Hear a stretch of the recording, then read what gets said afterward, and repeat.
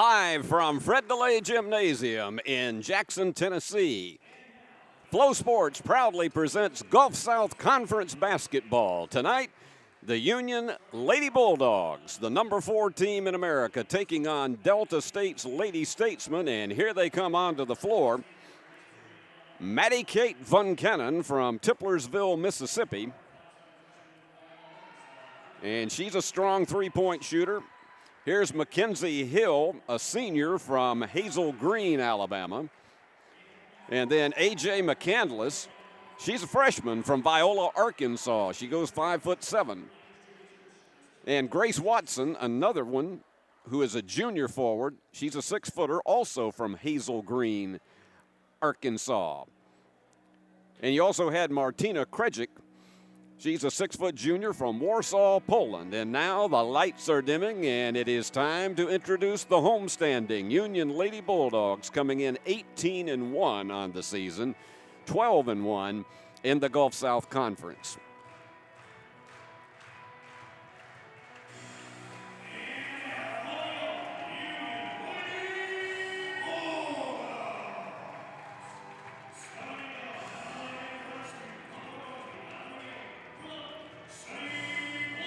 And here is the graduate student from Papua New Guinea, Shanique Lucas.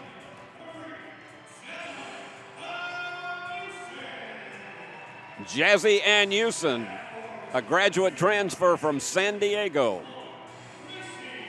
Macy Lee, the top scorer for the Lady Bulldogs from right here in Jackson, Tennessee. Courtney Zenson.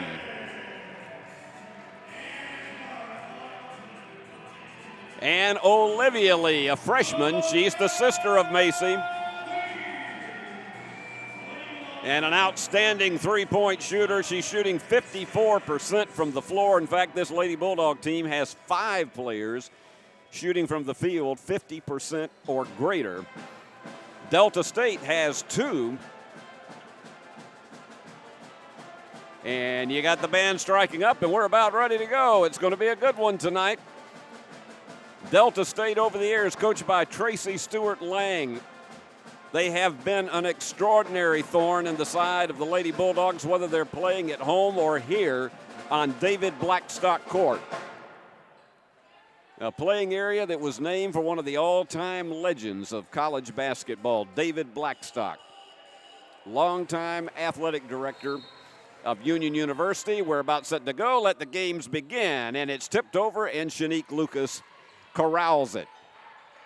Steve Beverly with you with all the play-by-play, and I hope you're going to enjoy it this evening for both of these two teams. Jazzy Ann Houston is being triple-teamed.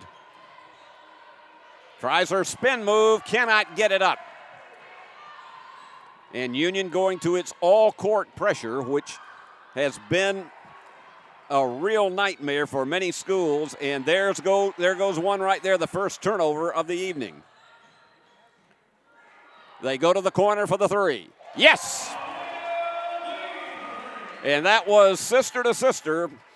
Macy handing off to Olivia for the three-pointer, and Union on top first. Lady Bulldogs defeated Delta State 106-70 in November down in Cleveland, Mississippi. And the jumper is there. Van Cannon with the first basket of the game for the Lady Statesmen. Union's last victory in this 8-game string was Saturday over Delta State. Was Saturday over. Well, we'll get over here in the corner, and then I'll get you back on that. Driving all the way down is Macy Lee. She's very hard to stop with that left-hand layup.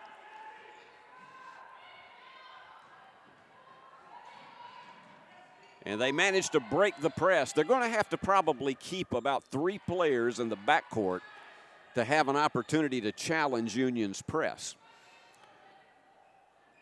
This is a Delta State team that only averages 62 points a game, and that's what their strategy is to try to keep this as a low-scoring game. You try to get a shootout against Union, you're not going to probably have success. But over Lucas, she had about a 4-inch advantage on her. was Watson for the basket. Union spreading out its offensive players. And just about everybody on this team can hit from outside. Macy Lee double teamed and coughs it up. Strong effort on the part of Watson. They're going to depend on her for a lot of size on the inside. Open in the corner for the three. Too much on it for Van Cannon. And Union has a 3-on-3, and that one's knocked away. No foul called. And the rebound comes off to McCandless. And Union finally back down on defense. It's not the first quarter that has been the challenge for so many teams. It is when they get into the second quarter and absolutely wide open. Nobody challenging Watson, and it is Delta State with the lead at 6-5.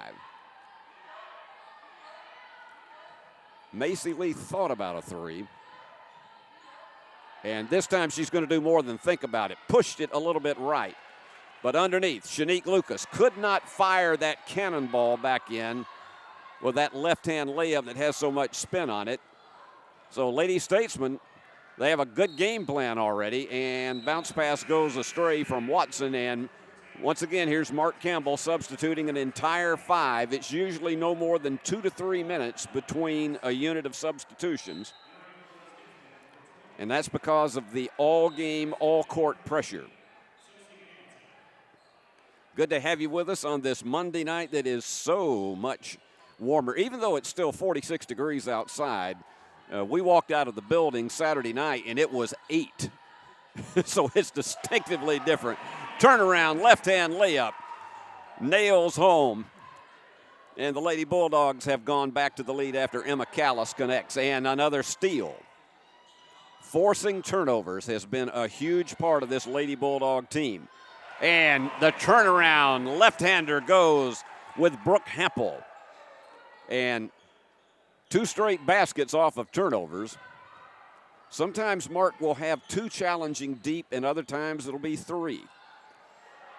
The other thing is trying to keep the other team from having to get the ball across midcourt in 10 seconds, and that one again was defensive pressure that forced that turnover.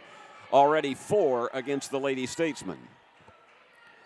And fans still trickling in here. We expect a better turnout tonight. This has been declared red night here at Union University, and so they want to have a lot of people wearing Union's red. And they work on the inside again. That's been more of their strategy than going to the outside, and a beautiful drive by Callis. And Union is on a 6-0 run. Wilson tries to kick it back outside. And they've got Lauren West working against Watson, and that's about an even strike when it comes to size. And then they switch off with Brooke Hempel into it. They're going to have to hurry. And 3-second violation called against Watson. So that's turnover number 5. Buster Bulldog entertaining the crowd tonight. Delta State, one of the storied Division II basketball programs in the Gulf South Conference, has been a huge, huge competitor for so many years, both men's and women's basketball. And from the corner, the high 3 is there. Lauren West, we've talked about she's a streak shooter, and she has the possibility of going on a roll. We've got timeout with 4:44 to go. Union, 9 in a row. They lead it 14-6.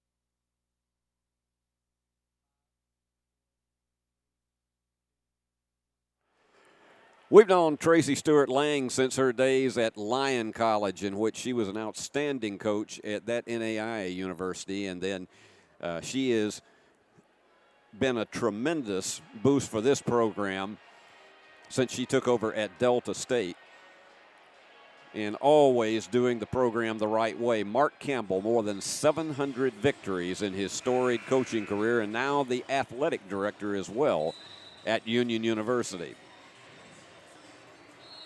Your crew tonight from Worthy Road Studios, bringing you all the pictures right here on Flow Sports, and we're delighted to have them along. Got our A-team here with us tonight, and we're going to kick it around. And remember, about 25 minutes after our telecast finishes right here, we will be turning right back around, and we'll be with you for the men's half of the doubleheader between Union and Delta State.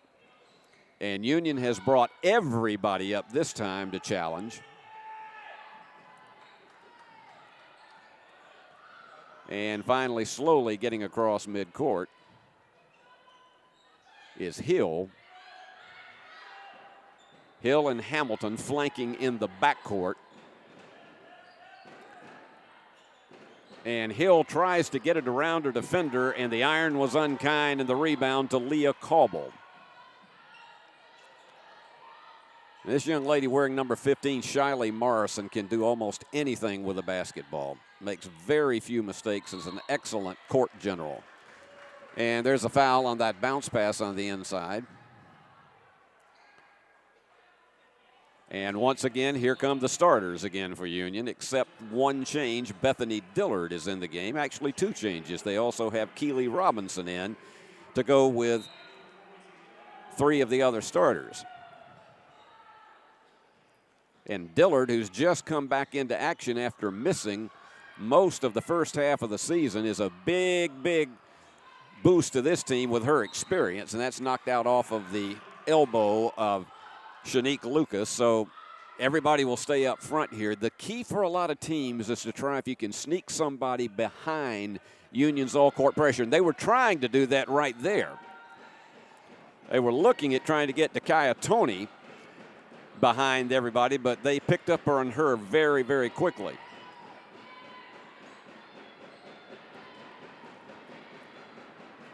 A lot of energy already here at Fred DeLay Gymnasium. And popped it to the inside, but double team trying to get it through, and between two defenders, Watson snaps the string of Union, and it's a 14-8 game.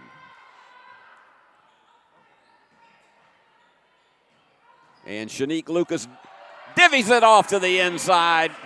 Perfect feed to Keely Robinson. Watson, who's somewhat out of place being this far down. And there you go. Look at this one. Here goes the steam engine, and she was fouled. That was actually a very good foul on the part of Hamilton. Chelsea Hamilton had no choice, and that broke up a sure layup.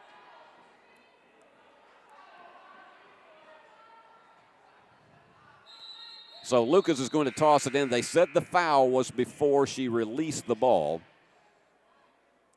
Mark Campbell, very, very intense coach, but at the same point in time loves his players. There's no question about it, and he has had some great ones through the years. Young lady holding it in her hand there, one of them, Shanique Lucas. We're under 3 minutes to go here in the first quarter. They go to the corner, and Houston, can you imagine the kind of extension she has on the body just to feed off the defender and then get that one up for a two-shot foul opportunity? The foul was charged to Wakira Daniels.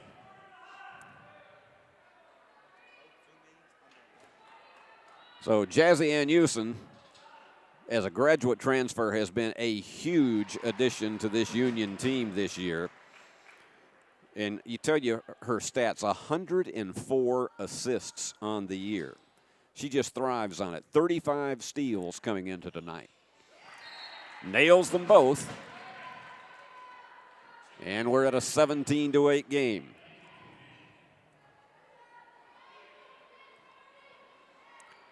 Union averaging 97 points a game.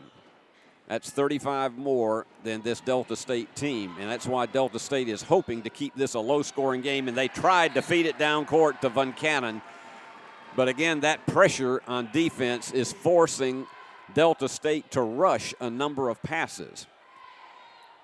And already Union has picked up 14 of its 18 points off turnovers.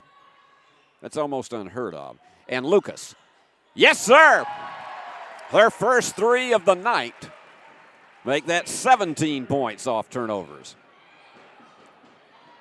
Here goes Daniels trying to see if she can race it down the floor. And they go for an answer shot, and the bomb doesn't go. And the scramble for the rebound, it's a jump ball, and the alternate possession will stay with the Lady Statesmen. And Mark Campbell sends only 2 newcomers into the game this time. That's rare. But he's got Emma Callis back in as well as Olivia Lee. And they're going to have to hurry to get that one in. It was tipped away by Lee.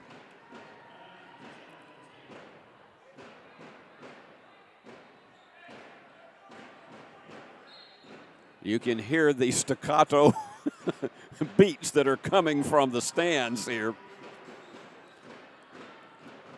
Taking it slowly is Daniels. Big bomb.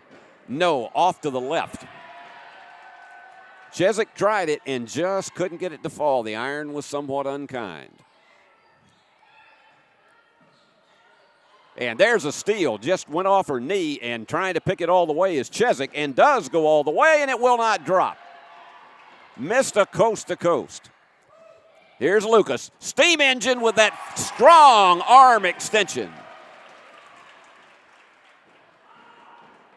And here they go. They got 2 on nobody, and Union comes down quickly to pick them up, and the foul is, I think, going to be charged to... Now they're going to say that when it looked for a minute it was going to be on Callis. They charged it on Bethany Dillard. They broke up what would have been a sure layup because they had 2 on nobody. And here comes West in again, as well as Morrison and Hampel. Union doesn't have anybody that is in the top scoring averages in the conference. That's mainly because so often they only play about 20 to 22 minutes at max with this shuttle system that Mark Campbell has. Daniels trying for the second of 2 and connects. This is an excellent shooting team from the free throw stripe, 72% for Delta State. And forcing it home, the foul is going to be charged to Chezik. Had very few fouls called in this game so far, only 4 in the first quarter. So Emma Callis goes to the free throw line. 81% so far this season, and delivers. Transfer from Malone University. And she is, as like so many of them, this may be the strongest unit that Mark Campbell has ever had in all of his many, many years as the head coach of the Lady Bulldogs, career that started back in 1999. Getting close to the 1-minute mark in the first quarter. And they tried a bounce pass to Daniels on the inside. It was kicked. So it goes back to Union, 8th turnover. Union has been forcing an average of 30 turnovers a game on their opponents, 35 points off those turnovers. Saturday, they picked up 43. You make a mistake, they'll make you pay. Big long bomb, nope.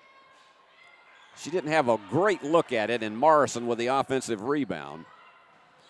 And trying to, what a dish off on the inside. West looked like she was going to go for it and kicks it inside. And Olivia Lee connects. Trying to direct some traffic is McCandless. And Daniels having to work against Hampel. Almost stolen. Daniels just can't pull up and take a 3. Goes to the baseline and loses it out of bounds with 10 seconds remaining. Union with one final opportunity at the basket. And they will bring in Jazzy and Houston,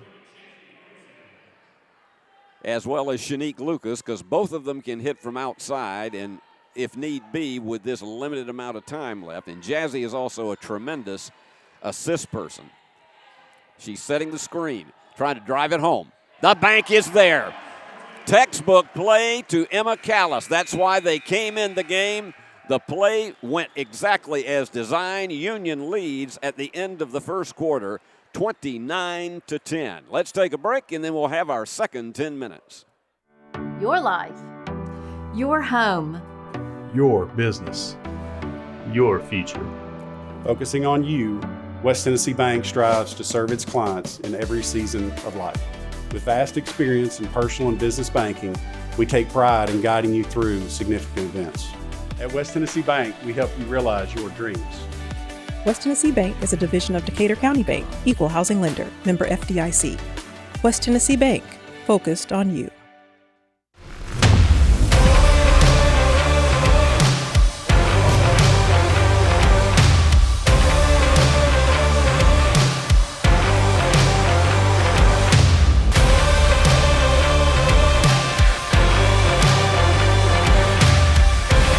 Dynamics Physical Therapy, your elite provider in sports medicine and performance. Now serving communities throughout West Tennessee. Well, the band has struck up the land of 1,000 dances. The question, as it is in most games, is will this be the game of 100 points for Union? 29-10. And they actually trailed 6-5 in the first 2 minutes and then went on a 23-5 run to have this 19-point lead. And usually their strongest quarter is the second, at least at home. And the alternate possession will go to the Lady Bulldogs to start this second quarter. I want to say hello to all of the moms, dads, grandparents, aunts, uncles, cousins, and brothers and sisters and close friends of the players of both of these two schools. It's so good to have you aboard, and we just appreciate the great intercollegiate competition that is on this floor. There you go, give and go. The textbook again for Macy Lee to connect. In our next break, we'll give you an update on all the scoring totals. And it's a big battle going on between McCandless and Shanique Lucas. Daniels trying to see if she can find any kind of opening. Spin move, almost losing it, was Hill. They go from the corner, and that's not there. That's not a 30-second violation because it did hit the iron before that buzzer went off. West, turn around, and she's fouled. And they're going to charge that one to Higginbotham. Jenny Higginbotham from Hot Springs, Arkansas. She went to Lake Hamilton High School. She's a sophomore on this Lady Statesman team. And here goes Lauren West. A little bit too much.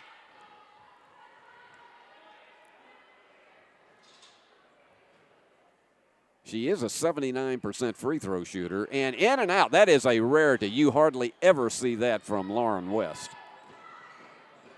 And they were open for the three, and it is just short. And again from the corner, Higginbotham trying to deliver. This is not a strong three-point shooting team. That's not the way they're built. 33% on the season, and they have also held their opponents to the same percentage. They're very good defensively against the three, but have not been really built to be the kind of team that just burns you from the corners. They're going to try again, and Higginbotham has it too strong again, and the rebound to Jazzy. And the Lee sisters swing it around to each other, and that's a two-point jumper for Olivia. And Olivia with 7. And that constant double teaming just wears out a team. Right into the hands of Macy Lee. And here you go, driving it underneath to her sister and off the turnover. And timeout is called by Tracy Stewart Lang before this gets any more out of hand. Union is up by 25. Back after this.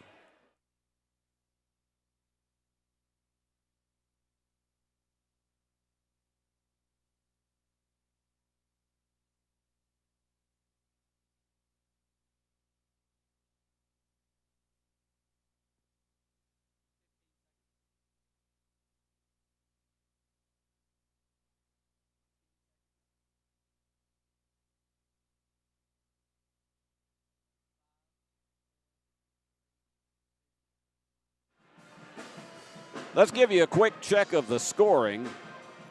Delta State is led by Grace Watson with 6. She's 3 of 4 from the floor. For Union, 8 different Lady Bulldogs have scored. Olivia Lee, the freshman, the leader. She's 4 of 4 from the floor, and one of those was a 3. She has 9. 8 for Emma Callis, whose scoring prowess has just continued to grow, and 5 for Shanique Lucas. And Shanique Lucas is going to be going on a mission trip into some of the European countries next summer, and I can't think of any better representative to do so. She is just really a marvelous young lady. I know her parents are so very proud of her and her sister who plays on this Union team. We got 2 sets of sisters. That's Kasharna Lucas. And Shanique is all over it defensively. And they scramble and finally get it across midcourt. It has been tough for them. They've had a long dry spell. And the bomb. That's there. And Daniels connects with her first 3 of the game. Union back there going for the answer shot. That was a long one, a little bit out of the range. She was in the iron, but a little bit out of the range of Olivia Lee. Although, if you remember, if you're a Union fan and remember the telecast from Lee University weekend before last, and she was able to deliver something that sent the game into overtime. And I'll tell you, this Delta State team has a victory over Lee. So they are double tough. They're going to keep the ball with 17 on the shot clock. In their current 4-game winning streak, they have defeated Shorter, Lee, West Georgia, and Christian Brothers. So they're going for number 5 in a row tonight, but they've already got a big hole to dig out of. And thinking about the 3 once again, and nice block. Excellent job on the defense from Courtney Zinson. Macy Lee will check back out. Mark is not shuttling out as many all 5 units so far tonight. They have 12 on the shot clock. And Hill to toss it in. And they had a screen and traveling. That was one of the indecision situations. Hill thought about putting the shot up, and then she changed her mind, took a step, and they called her for traveling. 11th turnover. Union has committed 3. Look at the spin move. That left-hand hook did not go that time for Callis, but that's one of her trademark shots. And Shiley Morrison, who is just intense defensively. And Union somewhat in a man-to-man, but they will go into a 2-3 zone that makes it very difficult to get to the inside in the paint. And that's going to be, I think, a backside foul. And let's see who it's called on.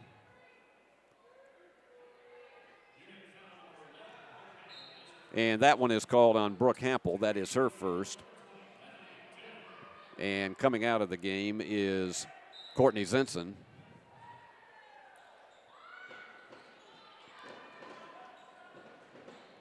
They go underneath and too high on the bank. They get the offensive board. This is a good rebounding team, and the 3 is there for Hamilton. So Chelsea with a big 3. So they've knocked the 23-point lead down to 19. Chip away at it little by little. And there you go, just feeding off the defenders, Emma Callis. She's in double figures with 10, almost stolen away. And look at this double team as they cross midcourt. Just barely got it, about 2 seconds. Open for the three. And there, that's once again, Union is leaving them wide open, and Van Cannon with her first three. Trying an answer shot, and it is there for Brooke Hampel. So we're going to play long ball, both of these teams right now. That'll kick up the scoring stats unquestionably. Almost, it is stolen. And a foul. And the foul charged to Alicia Wilson, the 5'11 junior from Senatobia, Mississippi. Checking back in for Tracy Lang is McCandless. AJ, who went to Viola High School in Arkansas. So Union trying to capitalize again off the turnover. They forced 12 of them in the game so far. Dillard, who had a strong game on the road trip that they had weekend before last on the drive. The foul is charged to Hamilton. That'll be her first. We got nobody in foul trouble in the game. As we mentioned, we've only had 8 fouls called in the entire contest so far. Checking out will be Emma Callis. At this stage of the game, the player who's played the most minutes, underneath they go, sneaking behind the defenders, Hampel with 7. And now they're playing all 5 in the backcourt, and it looks like she dribbled on the inline, and so Union again, that swarming defense, forcing the turnover with 5 minutes remaining in the first quarter and in the second quarter, and Hampel checks out.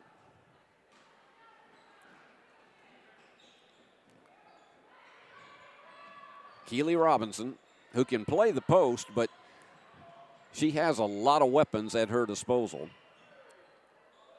They kick it to the outside for the three, and it goes off the mark, and Dillard, the offensive rebound. And Lucas is trying to set up another play.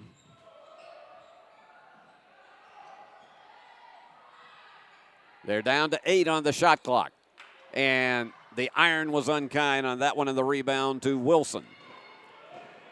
And they're spreading them out as they try to get a transition basket. Big bomb, about 28 feet, is not there off the back of the iron. That's going to be over the back on Olivia Lee.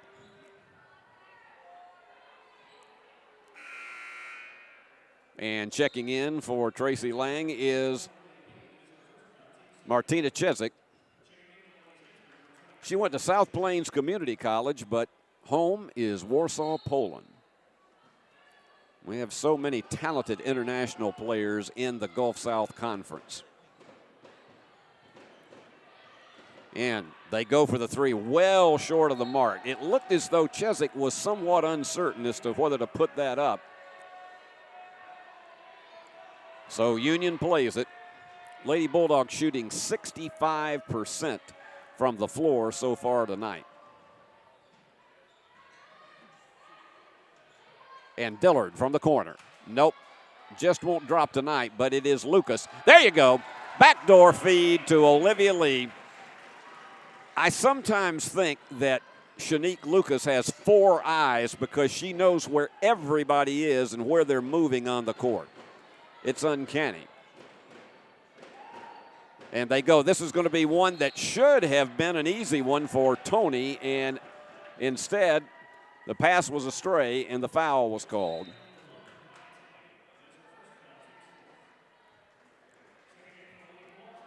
And 3.5 minutes remaining. And Mark makes a couple of more personnel adjustments, as does Tracy Stewart Lang. I don't know what it's been like where you are, but we are glad to see a little bit of relief from this icy weather that we've had over the last week. Big bomb for Lucas. Yes! Shanique, you can't leave her long if everybody else covered up because she'll burn you, and that is 8 for her.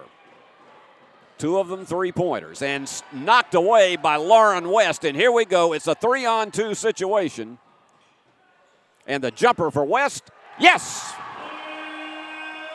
They are raining threes around here now. And that was one where, again, Tony should have been wide open and couldn't control the pass. They go for the bomb. It's short. And underneath, good court awareness on the part of Wilson to pick up that offensive board and take it right home.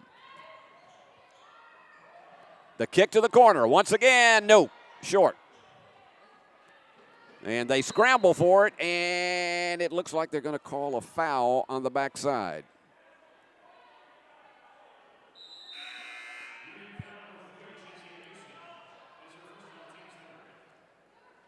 So Mark Campbell sends in 3. Tracy Stewart-Lang sends in 2. There's such a quick shuttle of players off the bench that we usually don't try to identify them if it's more than one, because in about a minute and a half to 2 minutes, there'll be somebody else new in the game. Again, staying with that full court double team pressure, and there's the steal. 16th turnover. Shiley Morrison's going to take it all the way home and had it nicely blocked. But going for the offensive board. And here you go, Morrison kicks it back outside. The 3 is short. You could almost tell it, but this is a 3rd opportunity at the basket. And West, no. 3 chances at it, and it doesn't go, and the rebound comes off to Chezik.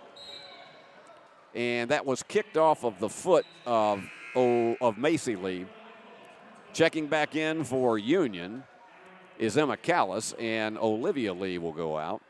Olivia's the game leader with 11, and Callis, who just came in, is right behind her with 10. They have 21 of Union's 50 points. And they scramble to try to get it across midcourt. Finally navigate it. And on the drive, what a bank shot from the corner. Great dexterity on the part of Canlis, but all the way home, and the answer shot is there for Hampel. 4.5 seconds, and they match cards. They're going to try to do it again, getting it behind everybody, and the left-hand layup is there for Tony for her first basket. Let's see if something happens at this end.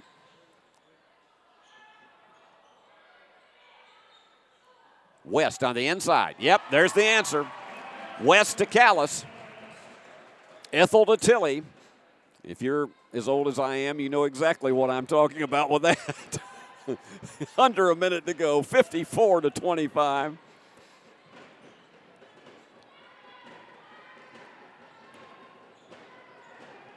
And again, trying to find any kind of opening is McCandless. And that one too high. They had double-teamed Watson deep in the paint.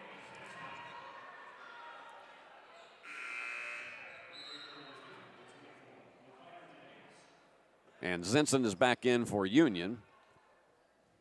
They cannot run the clock completely out with 39.5 to go in this half, but Union has piled on another 25 here in this second quarter.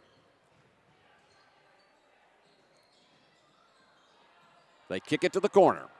That 3 is there for Hampel. Her second 3 of the game.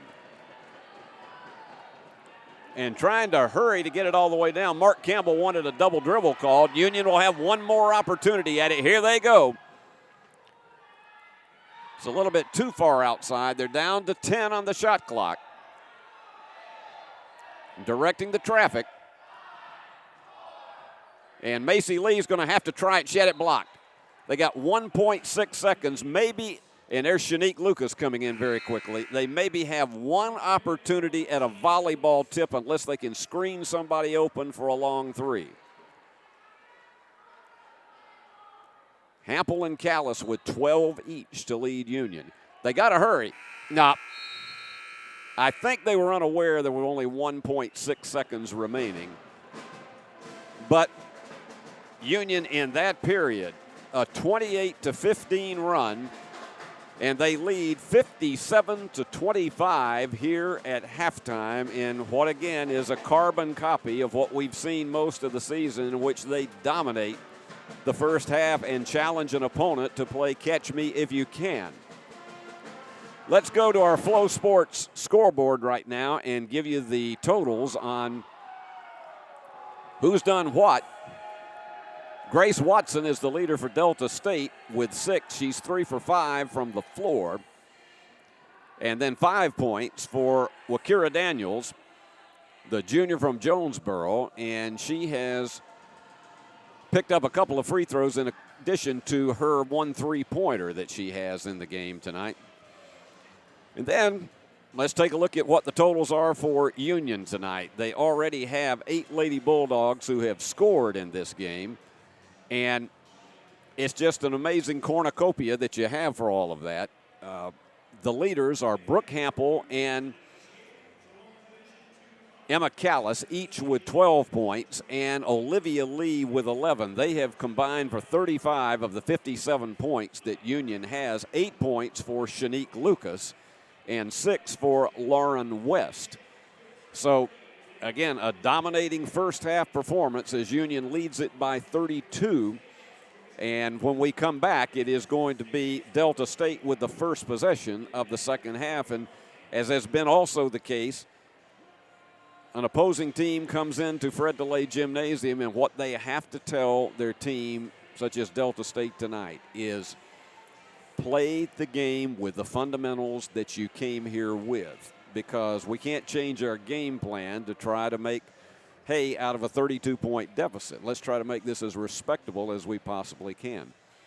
Well, we are going to take a break, and we're going to tally up all the team totals, and then when we come back here at David Blackstock Court, we'll have for you all of our team statistics, and I hope that you take a break and enjoy the fine words of some people we appreciate greatly, our sponsors.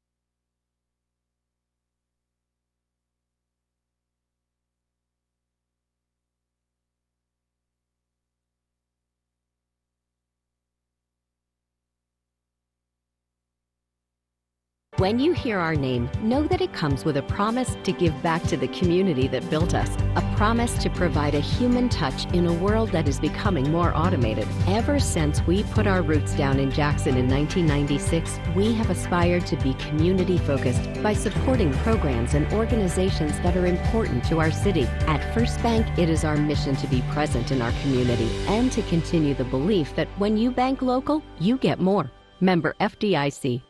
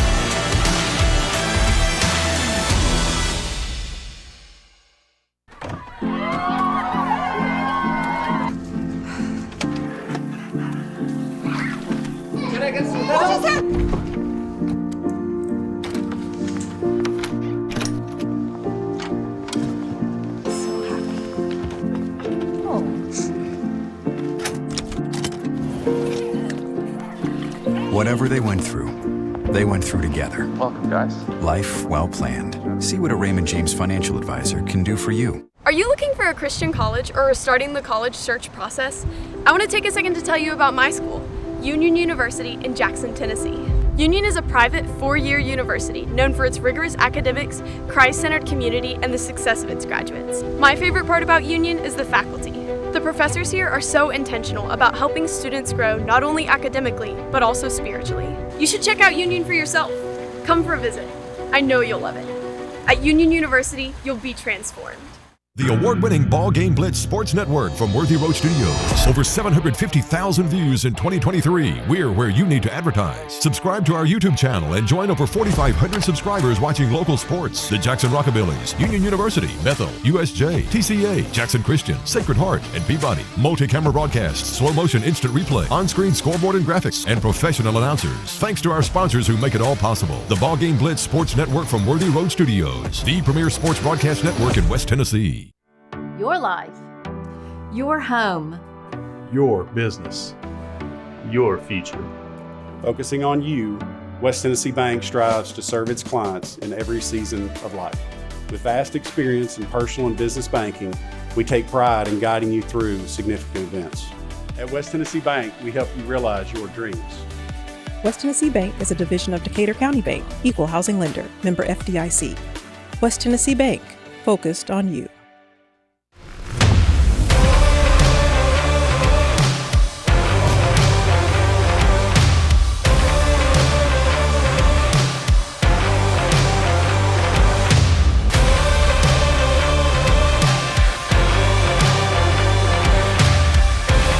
Dynamics Physical Therapy, your elite provider in sports medicine and performance. Now serving communities throughout West Tennessee.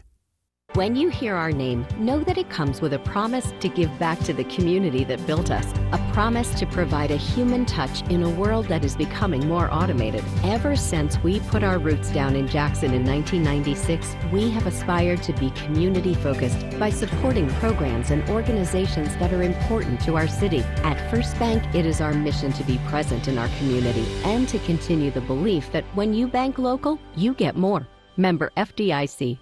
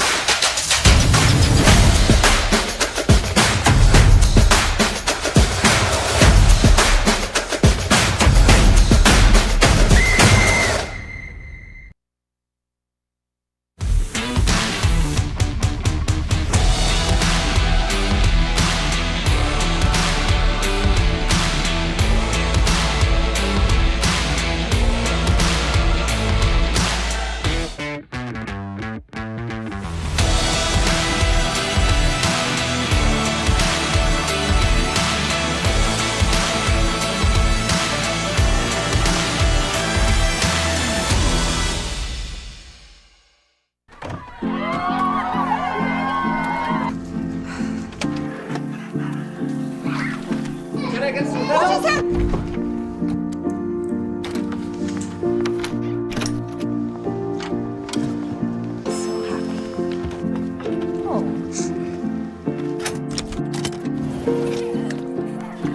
Whatever they went through together. Welcome, guys. Life well planned. See what a Raymond James financial advisor can do for you. Well, let's take a look at your Flow Sports halftime statistics. And in most of the categories, it's all Union.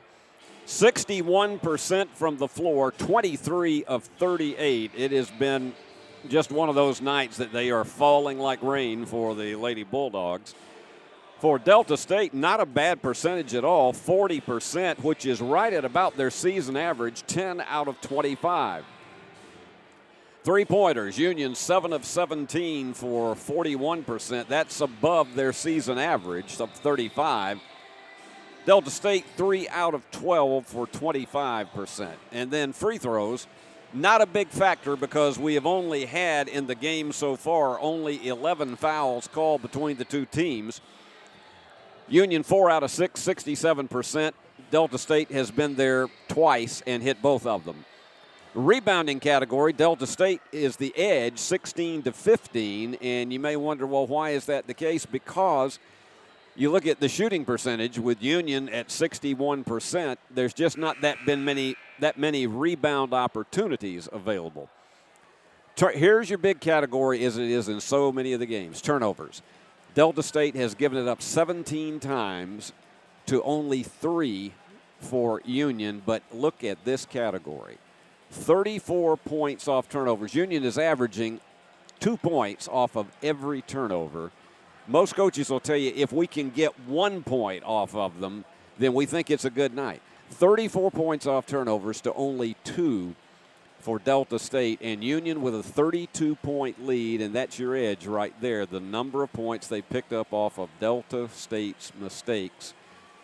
A 32-point advantage on that. So those are your Flow Sports halftime statistics, and it's good to be back with you here again tonight. This game was scheduled to be played on Thursday night, but I will tell you that the intense amount of ice and snow that we had, and we had a tremendous amount of freezing that happened Wednesday night, even though the snow had finally ended and everything had turned icy around here and the temperatures were down into the single digits. In fact, overnight Wednesday, Jackson, Tennessee had a record of 10 below for that date. It was the 4th coldest night in Jackson history.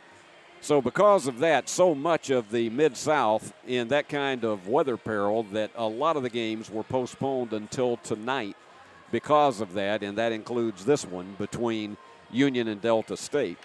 And that's why we're here. We don't have that many Monday night conference games, and this has been one of those that you had to figure out where you were going to make it up, and I think everybody was happy that they did not have to make up the Saturday game as well. There are dates that are built into the conference schedule for this purpose, and this is one of them. And this one is, again, you don't like to say it too early, but this one is pretty much going to be the 9th straight victory for Union. The one team that solved them was in December, and that was Valdosta State, winning on this floor 83 to 68. And they did so with an outstanding job of handling Union's all-court pressure. So the big key in this half for Delta State is going to be what can we do to make this game respectable and try to keep it within about 18 to 30 points. That has been very difficult in the third quarter for a lot of teams, of course, across the realm of this conference schedule. We will be back here at Union on Saturday afternoon. It'll be a 1:55 airtime on Flow Sports as Union will be taking on West Georgia, and we will be bringing that to you live, both ends of that doubleheader. And remember, about 25 minutes after the conclusion of this game, we'll have the men's half of the Union Bulldogs against the Statesmen of Delta State. But right now it is Delta's opportunity to handle the ball first, and we're ready to go with the second half. And they got to hurry to get that one in, and they finally did at the last possible second. Watson is their leading scorer, but they haven't been able to get her open deep in the paint for the layups that she likes to shoot. Watson, a 44% shooter from the floor on the season, and they go to her, and she's got a triangle around her. From the corner, the three is not there, and it is Olivia Lee the rebound. And that fast-moving Union offense. And the foul is going to be charged to McCandless. That'll be her first.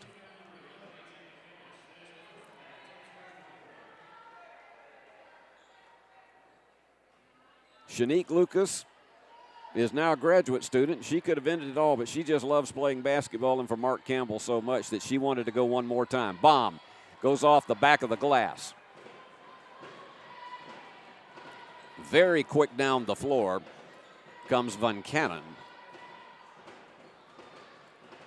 And they're doing everything they can to spread out their offenders and try to get some open space. And that was just athletic as you'll ever see for Watson with three defenders on her to be able to navigate that basket home.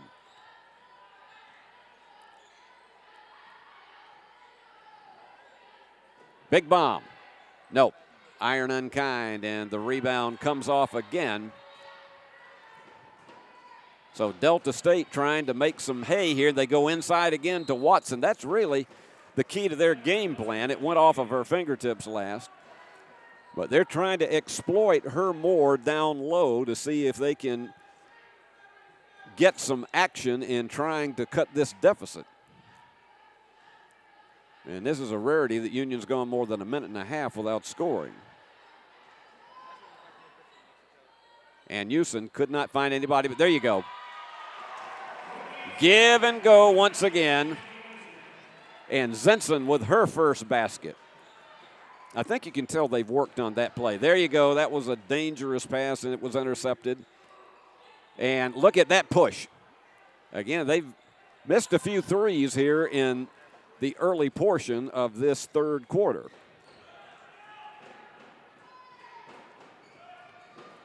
Delta State has picked up the tempo somewhat.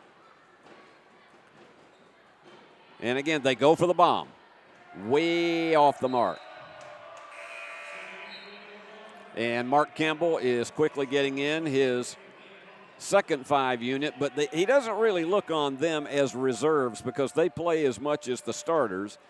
And he has never lost any confidence, particularly since he started playing this style of offense and defense, never lost any confidence in this 5 being in the game. And that one went off of the side of the glass. And they're going to bring in a couple of reserves. Union's going to play it again. And so same strategy as Tracy Lang brings in an entirely new 5.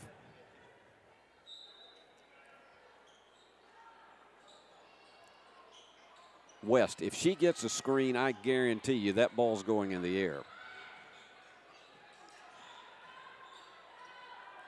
And open for the 3. Nope, pushed it a little bit too hard. They scramble, and it is picked up by Tony. So Union a bit cold here to start this period, and the foul. They double teamed but could not stop their momentum.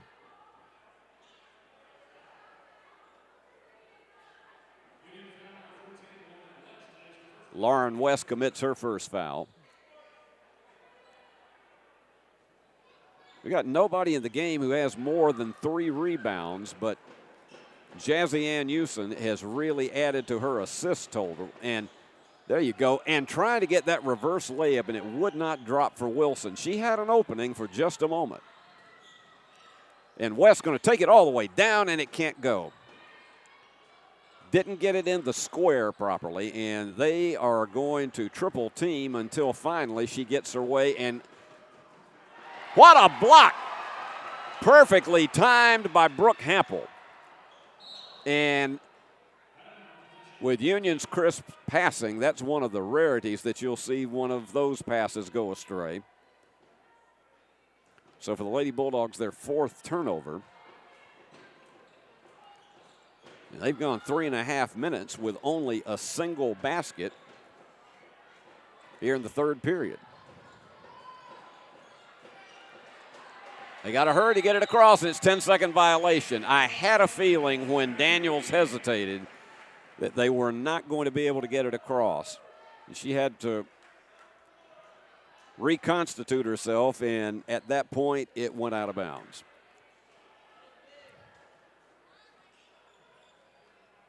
All right, Shiley Morrison, who, again, as we talked about, and there you go, that's West. That's 3. You get her open for about a second and a half, and that's usually going to be the result. Lauren now with 9. Overshooting it, and Union may have, it's going to be a 3-on-3. They won't have the advantage. Caldwell thought about going all the way in. And they'll look for a screen to get Lauren open again. Look at that.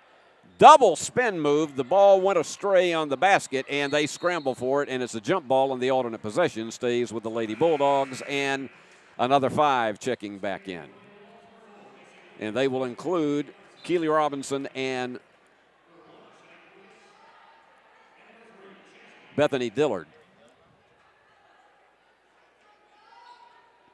And we just had a cameo appearance from Cowboy Curling. If you've never met him before, he's the guy in the cowboy hat and the red shirt.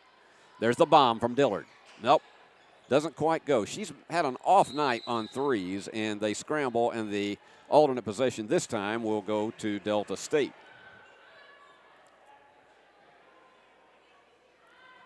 So Union has been held to 5 points. It's been a good defensive effort here in this period, and they toss it right back away, and let's see if that is going to be a backside foul charge to Daniels, and it is. Second foul on Wakira Daniels.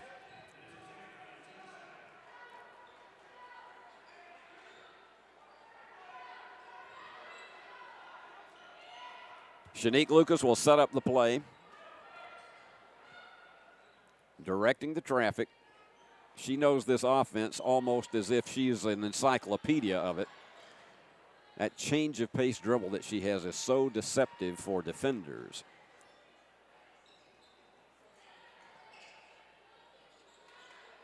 They're down to 15 on the shot clock. Well, that play didn't go as, I can tell you that play was not designed that way, but it winds up with a basket for Macy Lee. They'll take it any way they can get it. That is not in the coach's playbook, I assure you. We're under 5 minutes to go. Big, long bomb, almost banked it in. Hamilton really tried to give a go to it and had a good, and there you go. Again, Bethany keeps shooting those, they'll ultimately drop, but tonight it's been a little tougher total. She's 0 for 5 from behind the arc. Going to try it again. No. And Bethany gets it back. They'll have a third opportunity at the basket. There you go.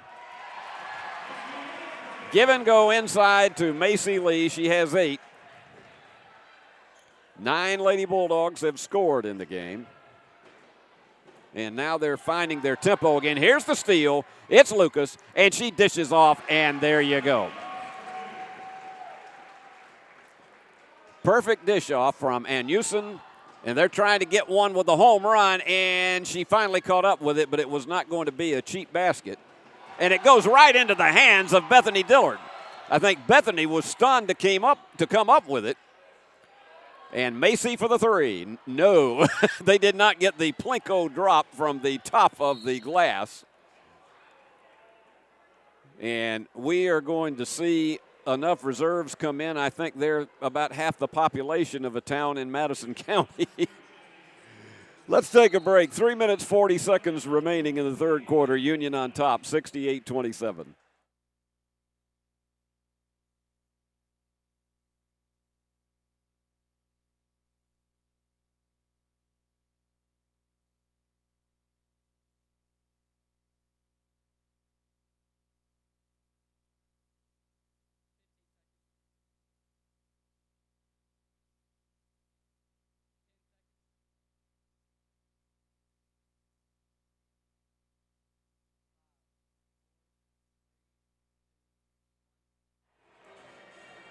Mark Campbell keeping his team on an even keel. The one thing that he insists on is that, continue to play your offense even though you're up by 41, because if you don't, you're going to see a lot of things begin to lead to bad habits. And for Tracy Lang, you can see her trying to diagram a play and to look at areas where they can get open against this all-court pressure. The other thing that Union's defense, it forces a lot of opponents to rush their offense and to rush their passes, which leads often to turnovers. And Union tonight, 43 points off turnovers, and we're not even in the fourth quarter. And they've done that after just 23 turnovers on the part of the Lady Statesmen.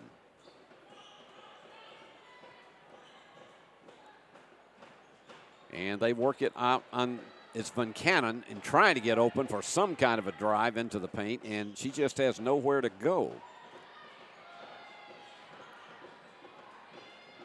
And they go for the bomb. They had a screen, they had it open, and it didn't go, and Morrison the rebound. McCandless had the range, but it just wouldn't drop. And the little floater doesn't go, but Union has it knocked away. Robinson had the rebound and had it slapped away after the miss by Lauren West. And checking in again for Union is Emma Callis. Union with 4 players in double figures now.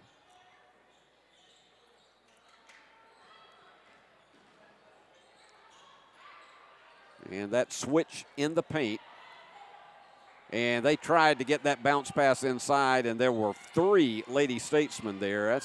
Bounce pass has become really almost a dinosaur in college basketball because of the zone defenses that you see.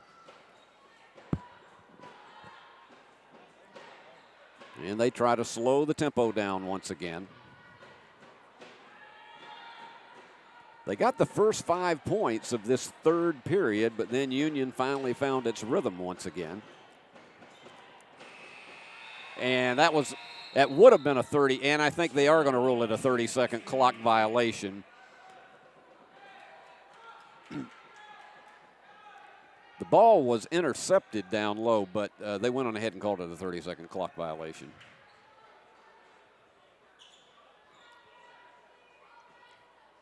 So Hampel will toss it in.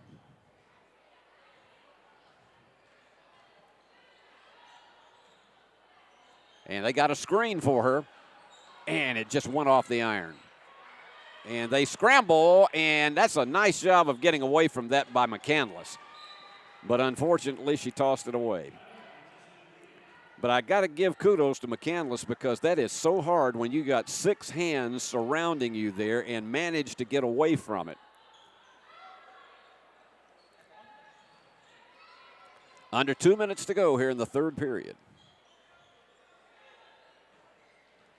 And trying to drive it hard on the inside and had it knocked away.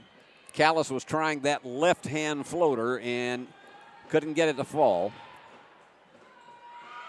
Nice job on the drive. Beautiful by Van Cannon. She has 7. And there goes Lauren West, and she's going to go. Let's see if they're going to play it underneath, if they say the foul was before she released the ball. Again, there's only 5 fouls been called. Yeah, Lauren's going to go to the free throw line. A rarity in the first quarter. She missed 2 free throws in a row, and this is a young lady that shoots nearly 80%. There you go. She doesn't mess around. She doesn't waste any time. Not a lot. She took 1 dribble at it, and there she goes. A lot of confidence in this young senior. So the Lady Bulldogs have hit the 70 mark. Our old friend Darryl Maxwell is fond of saying first team to 70 wins. I think that is a surety in this one tonight. And a block by West. She's taking control of things out there. And underneath, they overshoot it. Morrison's going to have it back outside under a minute. West is going to take it down and draw the foul again.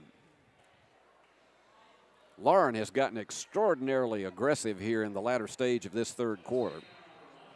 And here comes a batch of substitutes.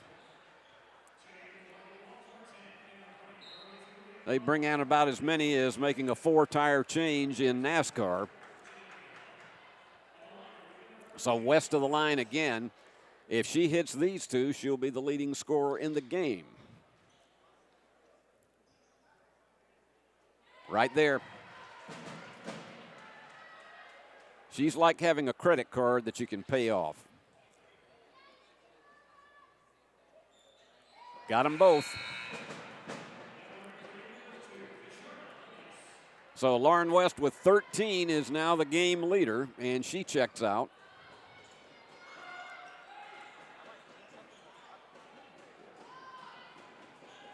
And they scramble, finally get it across midcourt. Just relentless pressure on the part of the Lady Bulldogs, double teaming that ball constantly. Getting the bank shot in for the three was Van Cannon, and she's the first in double figures with 10 for Delta State.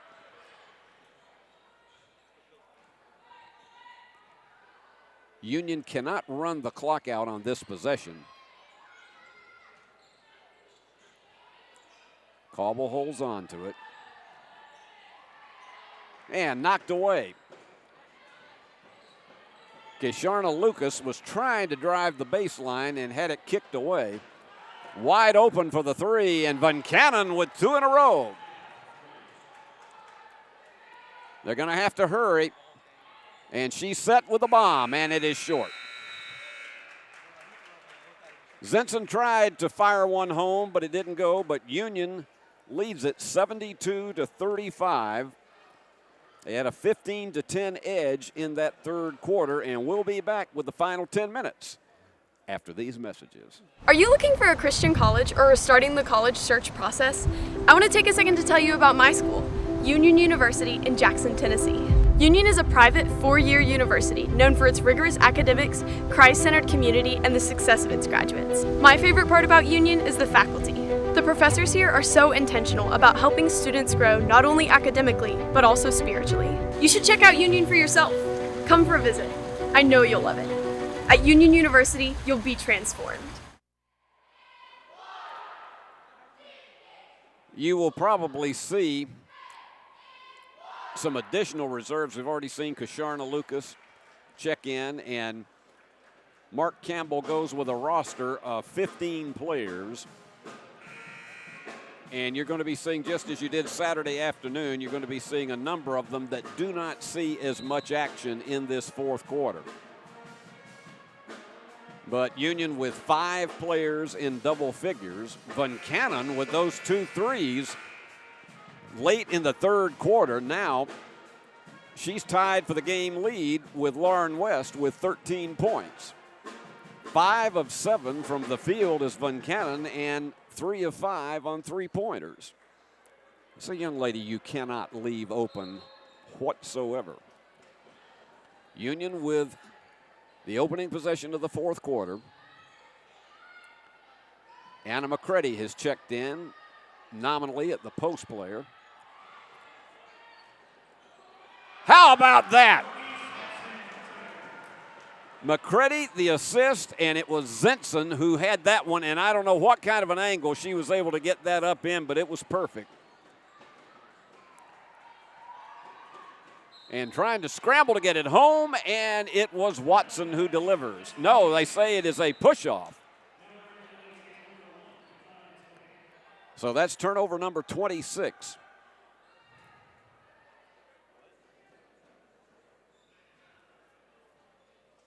Jazzy and Houston a lot of times plays with this unit in there because she is so good at dishing off to the open player. And you can see how she's directing traffic. Goes for the bomb herself. Got the bank shot.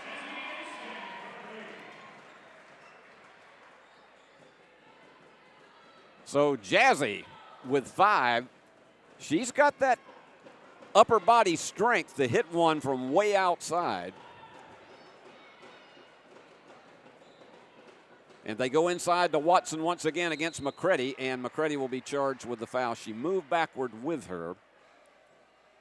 So that's Anna's first foul of the game, and that will send to the free throw line. And in fact, that's where Delta State has only been twice tonight. So here's Grace Watson. Short.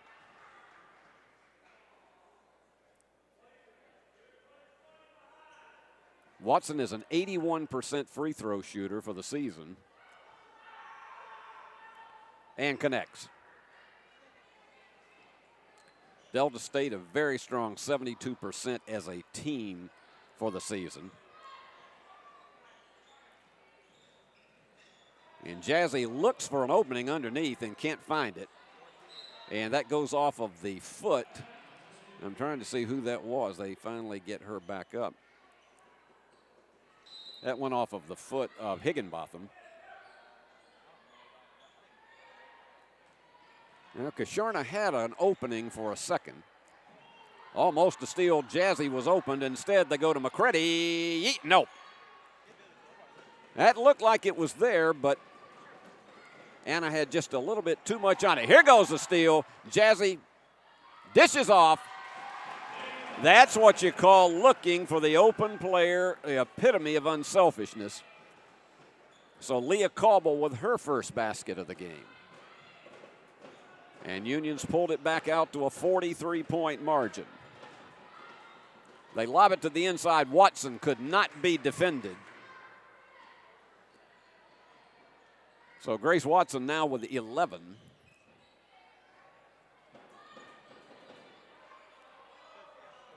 Anna McCready set so many screens, and that one was too much on it, but Anna gets it. Cannot get it to fall. They'll scramble for it, and the rebound comes off to Van Cannon. Now Union's backing off the intense full court pressure, and there's the three from the corner. That is the third one of the game for Van Cannon, actually the fourth one. She has 16 points in the contest. Finally, it goes through for Anna McCready. She got a lot of fans here. Very popular young lady for this Union team.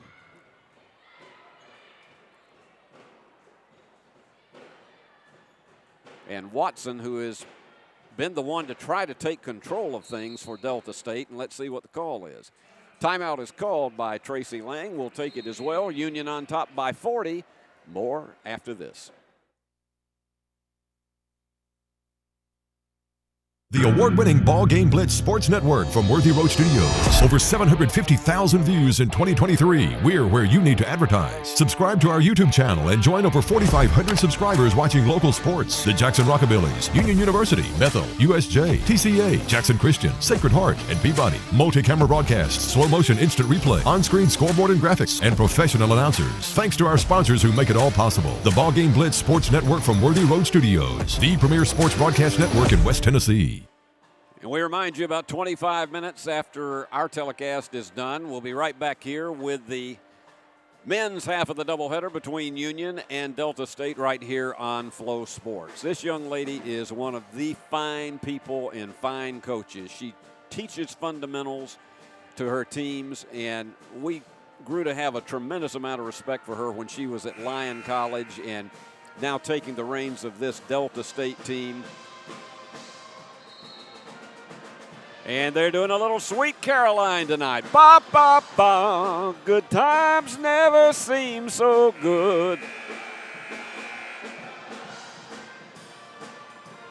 That may be the most popular pep band song in America, and you're talking about a song that's more than 50 years old.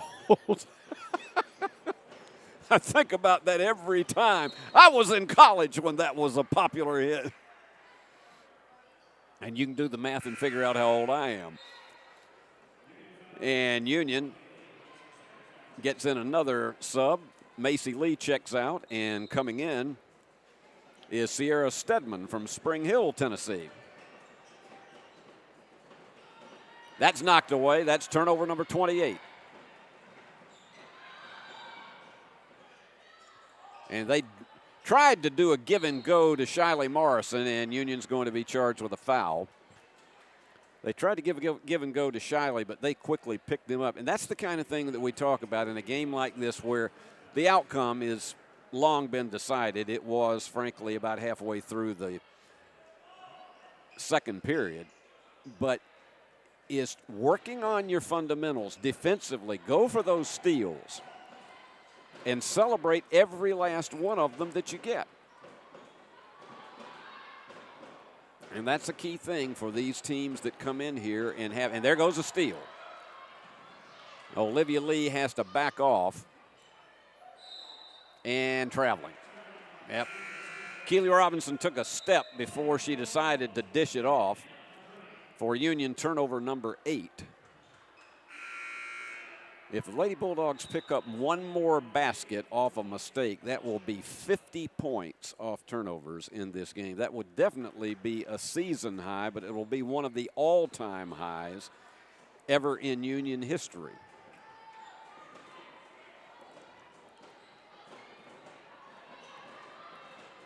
And again, getting the ball double-teamed again. They left her wide open. Daniels with 7. You can't go to sleep because I guarantee you they'll give you a wake-up call. Under 6 minutes remaining.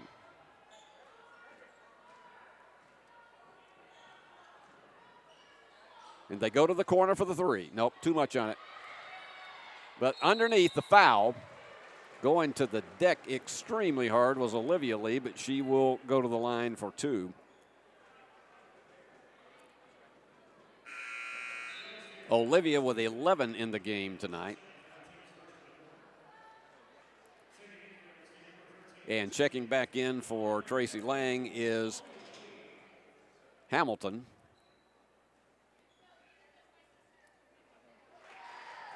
So Olivia will have a chance to match Lauren West's total of 13. The game's leader is Mady-Kate Van Cannon with 16. And she nails them both. Good speed, good tempo coming down for Delta State.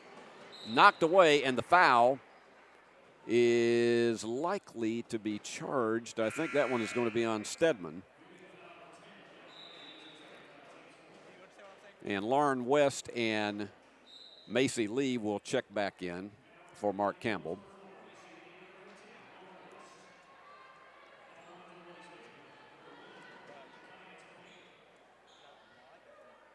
And at the line is Tony.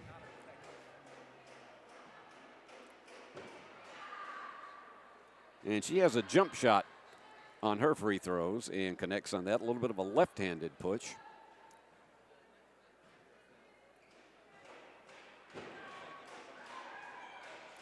Off the back of the iron, pushed it a little bit right. And Macy Lee the rebound. She's a great ball handler as well as one that can play inside very deep for you. Getting close to the 5-minute mark. There's the give and go. Perfect delivery to Macy Lee. That gets her in double figures. 6 Lady Bulldogs in twin digits tonight. And they were triple teaming on Tony. The 3 goes off the mark, off the top of the iron. Traveling. That's a rarity that you will see that happen with Shiley Morrison. And we got timeout with 5 minutes to go in this one. Union still dominating, 85-44.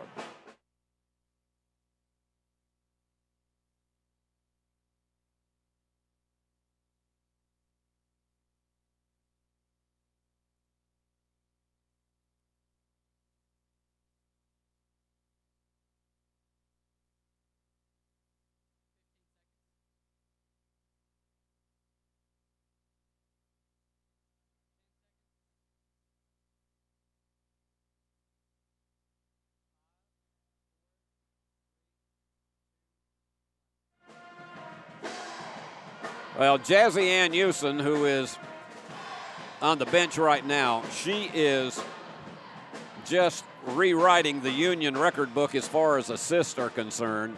She's added 7 more tonight to give her 111 on the season. That's just almost unheard of, and it's a key to the unselfishness of that young lady from San Diego. This is Union's 20th game tonight, and that's an average of close to 6 assists a game.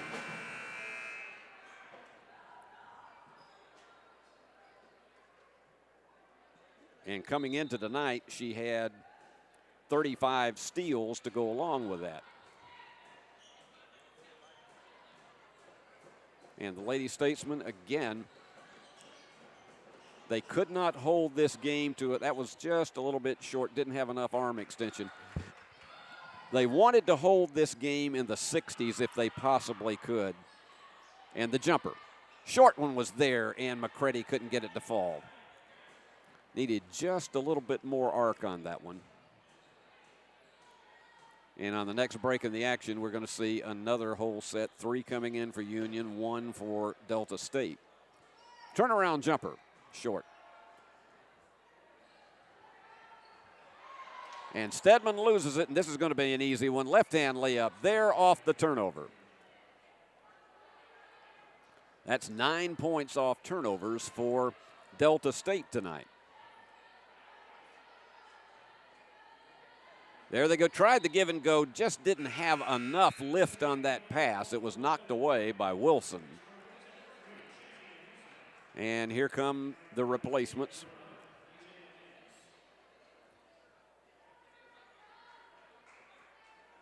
Union's not going to hit the 100 mark tonight, but it's likely they'll get into 90. Their 97-point average on the season. They got 8 on the shot clock, so they're going to have to hurry with it. And apparently called a travel.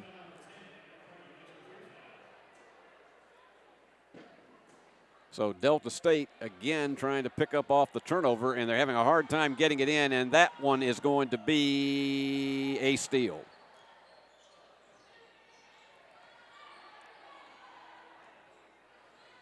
So Ann Houston to direct the traffic. Look at this drive. She's almost unstoppable when she gets that head of steam. 87-46.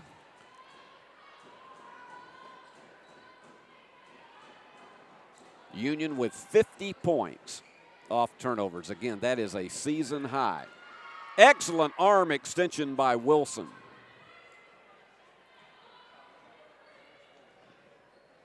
There you go. Ann Houston just changed the pace. She fools so many defenders into thinking she's going to dish it off, and she just saw the free ticket in there. So Jazzy with 7. And the jumper just off the mark, and the foul. Going to the deck hard, but she's okay. Tony is fine, and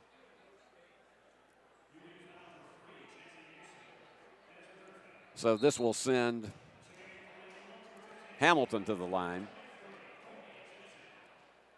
Chelsea has not been there so far in tonight's game. Checking out for Union is Brooke Hampel.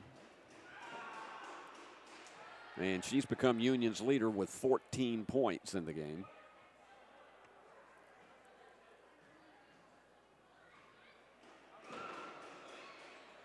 Got the second one.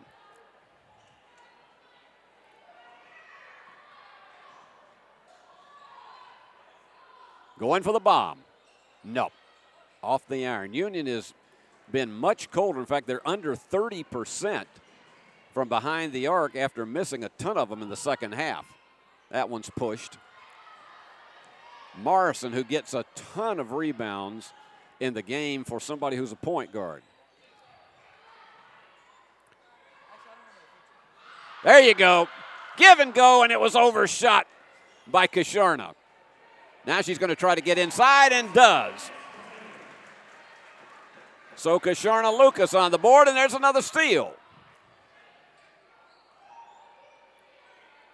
As we're under the 2-minute mark, they tried to get it into McCready, and it was last off of her palm, and so it goes back to Delta State.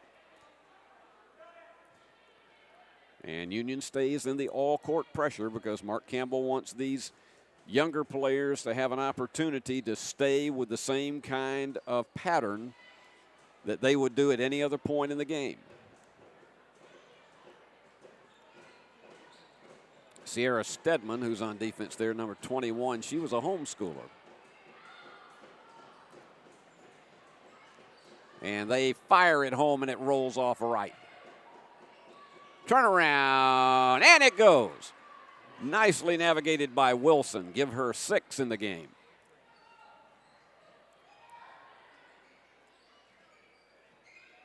And Kasharna trying to get open, and McCready's going to put it up. Nope, off the back of the iron again.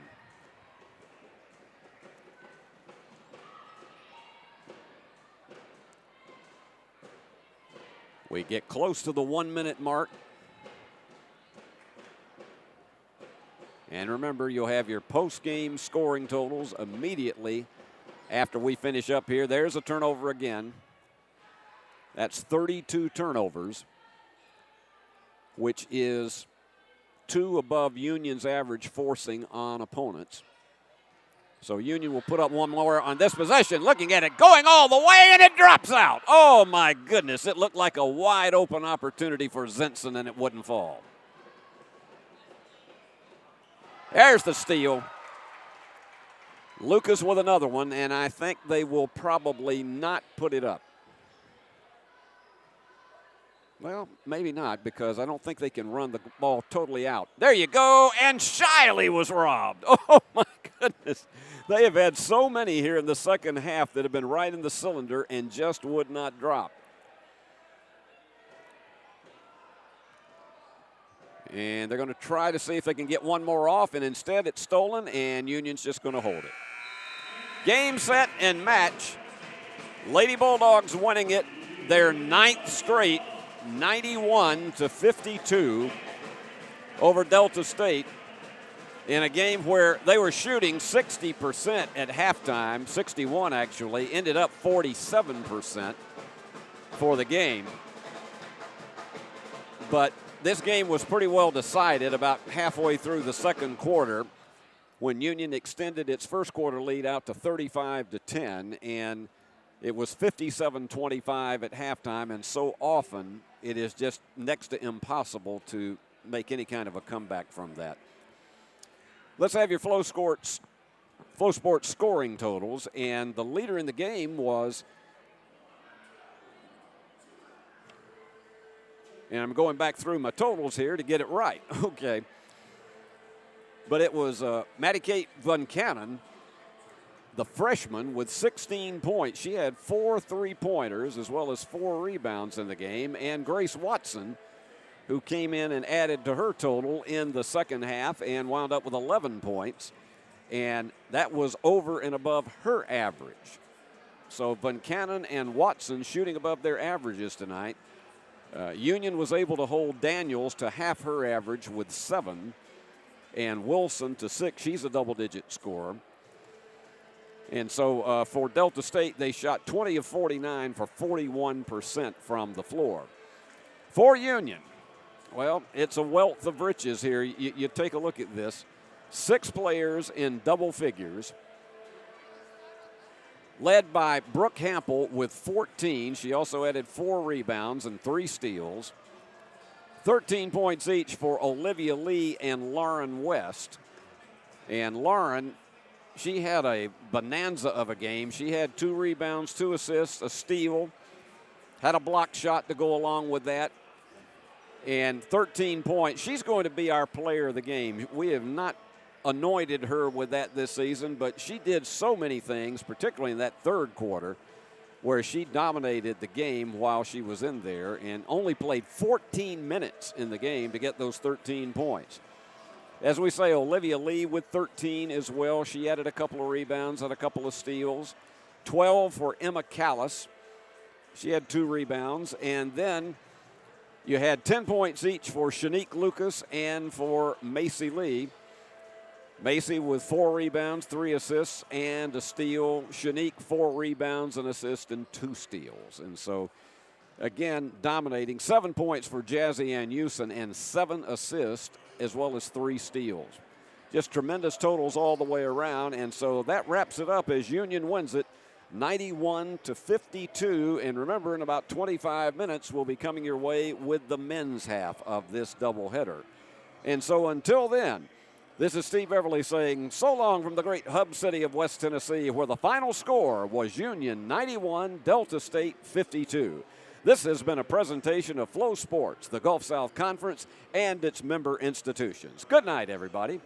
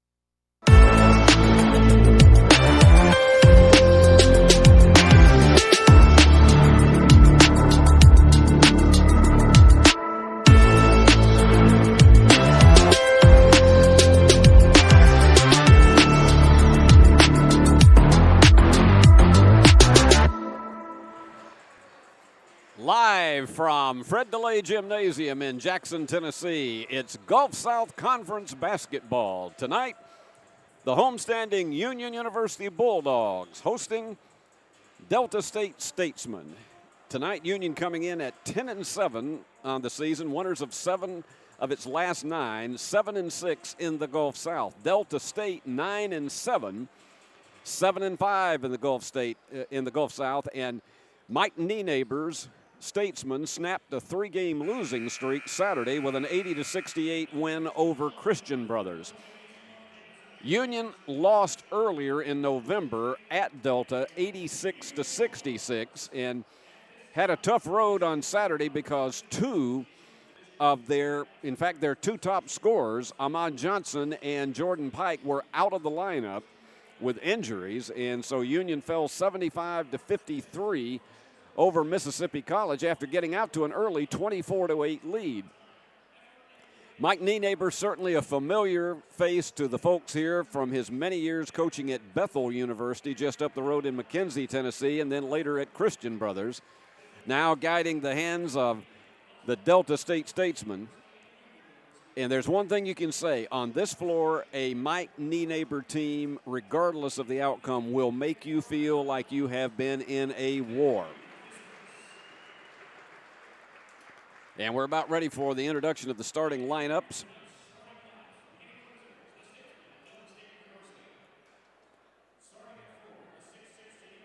And here's the 6'6 senior, and he's Mr. Everything, Malik Cartwright.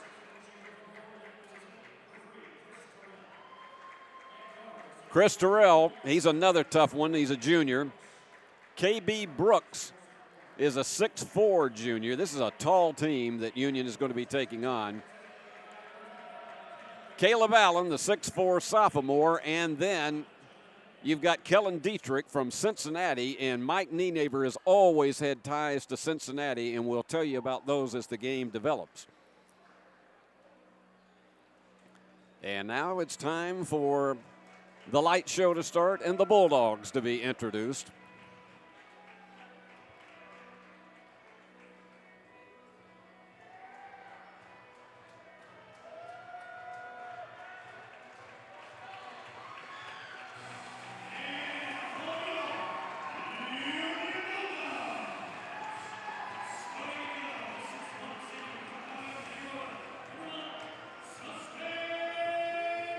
Averaging 9 points a game, J.T. DeBuck.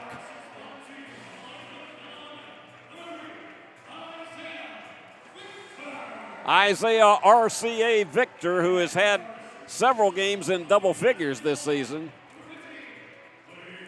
Lance Sarver.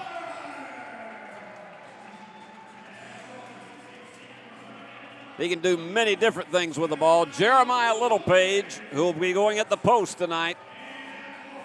He's averaging 13 a game. And finally, Parker Applegate. He's a big rebounder, averaging 6 a game. And those are your starters for both of these teams tonight. We mentioned Mike Nienaber having ties to Cincinnati, and usually there's always somebody from the Cincinnati area on his teams. And that is because when he was at Bethel University, he recruited that area heavily because Bethel is a Cumberland Presbyterian school, and the headquarters of the Cumberland Presbyterian Church are in Cincinnati. And so there were always players that came from that area, and so he has continued that again with Kellen Dietrich and also Samuel Whitmer. And we're about set to go and let the games begin. And Littlepage controlled that one easily. We had one night that they had 4 jumps before they finally were able to get it. The turnaround 3 is off the mark. And Littlepage with the follow. So Jeremiah gets them out to a good start. Union played well in the first half at Delta, but in the second half just seemed to run out of gas. This is a team that is in constant motion, the Statesmen. And the three-pointer is there with a small jumper. And that makes it a 3-2 lead for Delta State. these two teams on paper match baskets well, but Union is definitely going to be missing the freshman who has already had 2 Freshman of the Week honors in the Gulf South Conference in Jordan Pike. And the jumper is there. Lance Sarver gets it on the horn. And I know his family is watching tonight. They always are giving him encouragement on Facebook as well. A Monday night game that was a makeup for the game that couldn't be played Thursday because of the icy conditions in much of the Mid-South, and particularly here in Jackson. And traveling is called. Change of the pivot foot.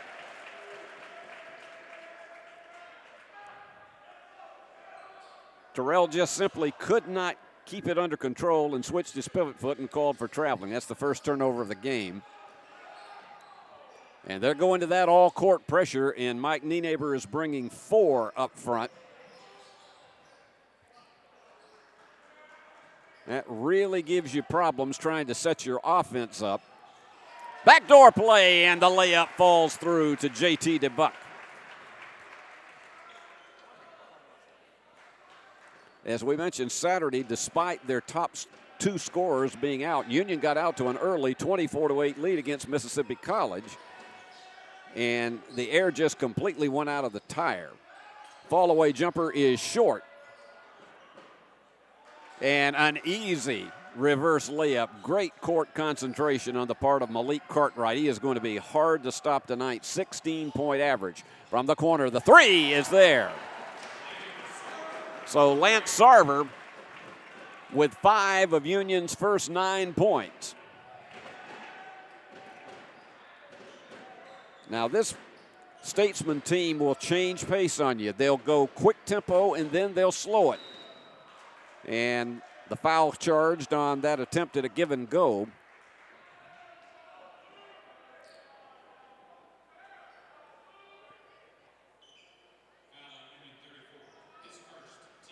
And that was charged to Applegate. Not in the act of shooting, so they'll play it here. This team has an ability to do it from all points on the court, just like here. Getting behind the defenders, and an easy one to drop through for KB Brooks. Sarver was almost open for a 3, but had to hold up on the pass. Union shooting 47% from the floor so far this season. 35% from behind the arc. And the bank doesn't go, and Littlepage can't get it to get the angle right. He was trying to get a second tip. Big bomb 3 is off the mark. High for the rebound, Applegate. And they're going to need him on the boards tonight. And the pass just goes too far right, trying to get it into the hands of Sarver. They wanted to get him open for another 3, and Dave Niven, you can see a little bit of frustration on his face.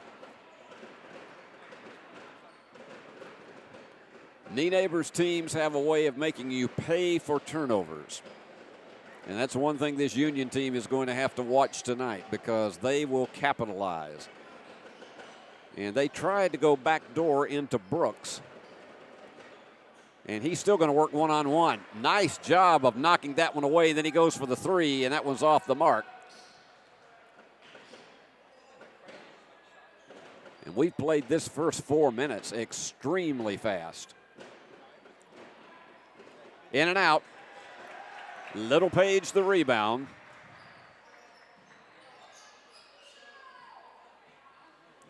Now you can see they're going to double team Littlepage from time to time to try to make it difficult for him to navigate the paint. And you just watch DeBuck, because he can do so many things with it. And dished off to Littlepage, who can't come up with the 3. And despite Applegate's effort, it's Brooks who came away with the rebound. A lot of energy coming from the Union pep band. Fall-away jumper is there. Excellent job by Brooks. He has 4 points here in the early going, and Union having to go down the middle to break that press. They're going to challenge Union's stamina tonight with that all-court pressure, unquestionably. DeBuck in to Littlepage, and that is perfection when you're looking at the give and go underneath with the big guy.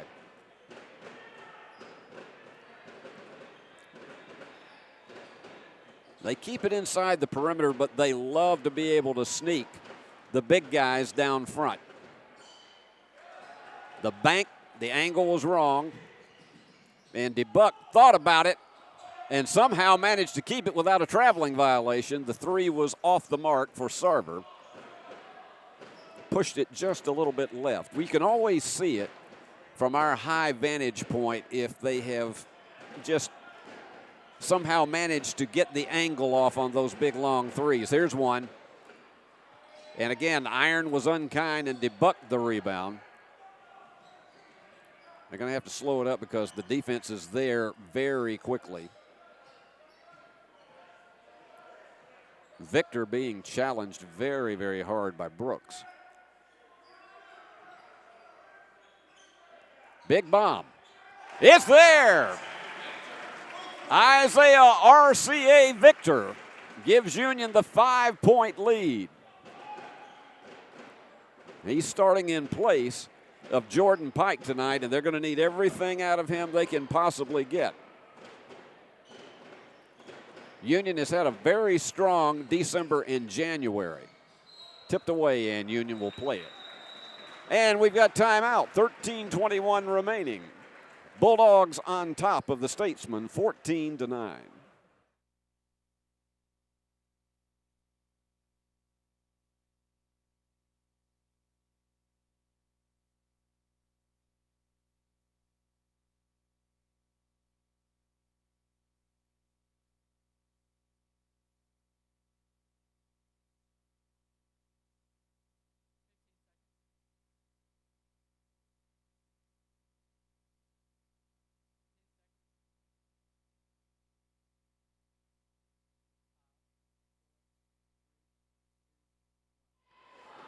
Mike Nienaber, one of the best fundamentals coaches that you have. He just believes in discipline on that court. He tries to teach that to his teams. Dave Niven, one of the fine defensive coaches that there is. He's in its 15th year at the helm of Union University, and he was an assistant for a number of years prior to that. And we've told his story many times that he went to Oklahoma Baptist University for his playing days, and then he wanted to learn the game under an outstanding head coach. They didn't have an opening, but what he did, he was for all intents and purposes a volunteer assistant coach for Ralph Turner here at Union, and he worked at a box factory at night to be able to make a living. And ultimately became the head coach of the Bulldogs back in the middle portion of the Double O's.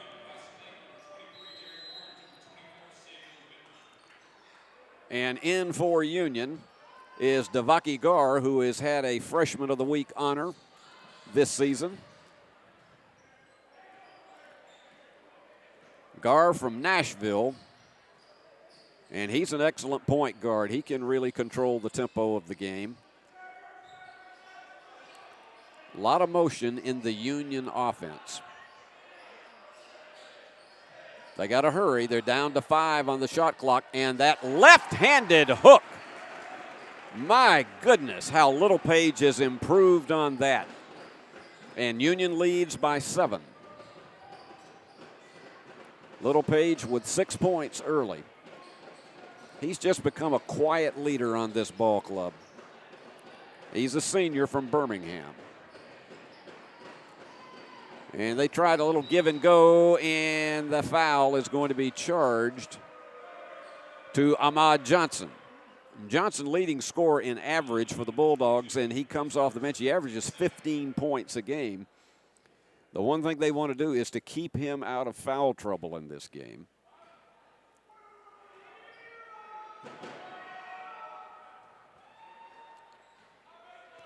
And connects on the first one.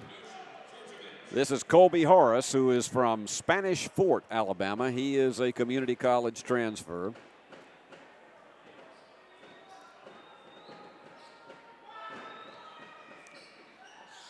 Missed the second one. And Johnson, who again has so many moves, particularly without the basketball. And you have to be able to have that kind of, and that one just goes simply, there was a miscommunication, and it went off the hands of Gar. So for Union, the second turnover of the game. Neither team has made an extraordinary amount of mistakes here in this first half so far. Bomb three off the back of the iron. Good fake. Nice change on the delivery for Horace. Instead of going in and trying to power that thing home, just softly put it up. So a 4-point run on the part of the Statesman. Victor, jump ball, and the alternate goes back to the Statesman. They just controlled that one. It was somewhat of an over-the-shoulder tie-up. And we got timeout again. 11:34 to go. Union still on top, 16-12. Back in a moment. The award-winning BallGame Blitz Sports Network from Worthy Road Studios. Over 750,000 views in 2023. We're where you need to advertise. Subscribe to our YouTube channel and join over 4,500 subscribers watching local sports. The Jackson Rockabillys, Union University, Bethel, USJ, TCA, Jackson Christian, Sacred Heart, and Peabody. Multi-camera broadcasts, slow-motion instant replay, on-screen scoreboard and graphics, and professional announcers. Thanks to our sponsors who make it all possible. The BallGame Blitz Sports Network from Worthy Road Studios. The premier sports broadcast network in West Tennessee. Dave Niven intensing his instructions about what to do down at the opposite end of the floor when you're being challenged, particularly if they double team, as this Delta State team is prone to do. And Niven, one of the things that he enjoys about coaching, and he's told me so many times, is particularly when he gets a team that likes each other personally. They do things off the court together, and I think he's got another one here that does just that. It is one of his youngest teams that he has ever had.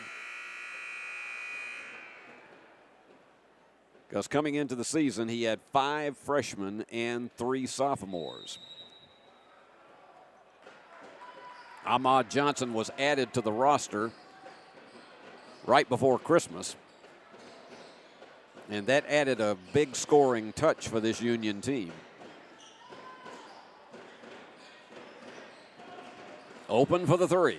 No, it banked away, but they get the offensive board. That's one thing that they have been solid with tonight, is trying to get those second and third chance opportunities at a basket.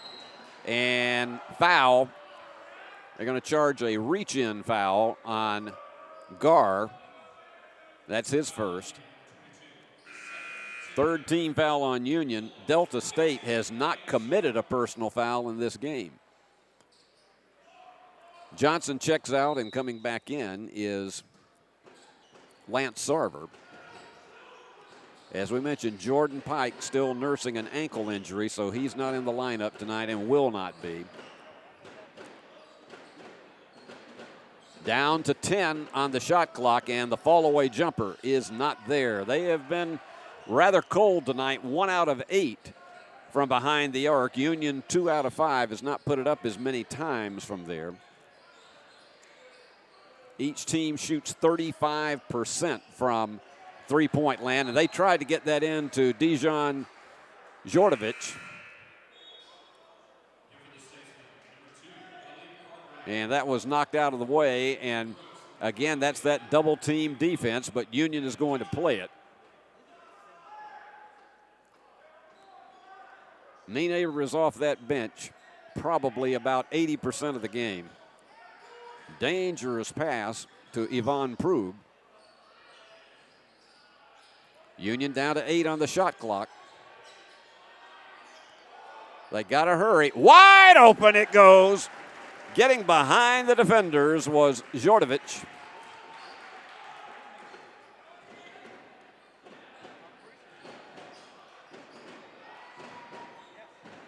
And again, they're slowing the tempo behind the perimeter, but they're looking to see if they can get somebody to sneak behind Djordjevic.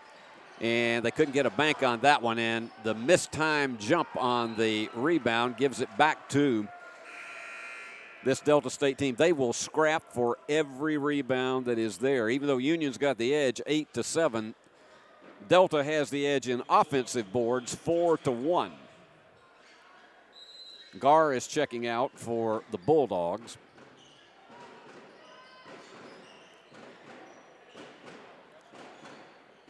And we're more than halfway through this first half of play.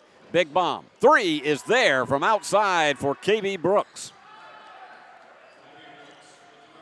And screen is set up. They back off of that, and he's open for the answer shot. No. Djordjevic high for the offensive rebound. And knocked away, and the foul.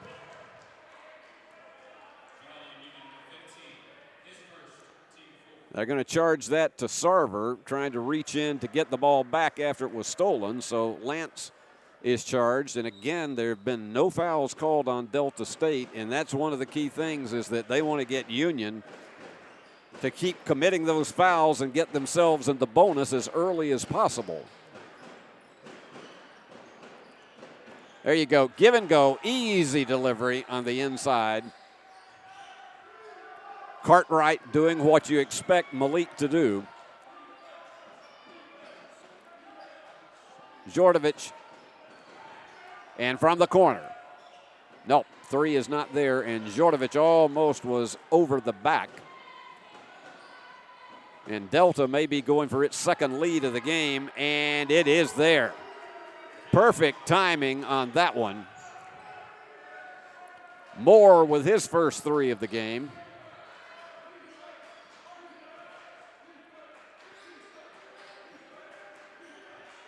And again, Union working around the perimeter.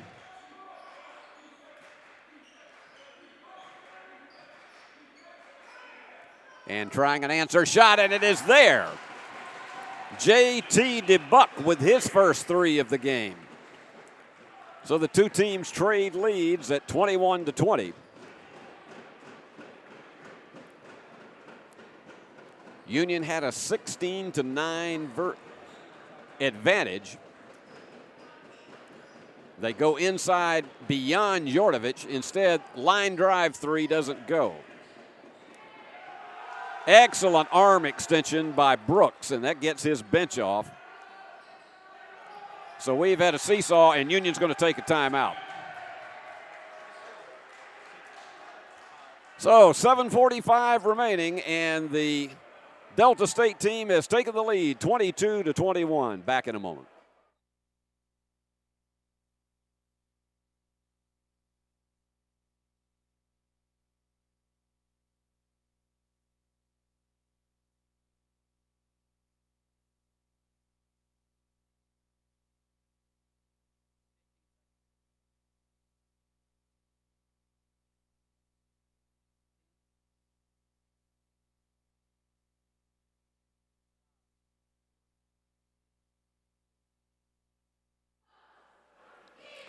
The one thing that Dave Niven does not want to see a repeat of from Saturday is getting out to the early lead, as Union did 16-9, and then seeing it fritter all away after getting on top 24-8 against Mississippi College, and then suddenly a 36-6 run in the opposite end. And for that most part, it was game, set, and match on Saturday against MC. With this young team, Union has finally begun to feel a rhythm.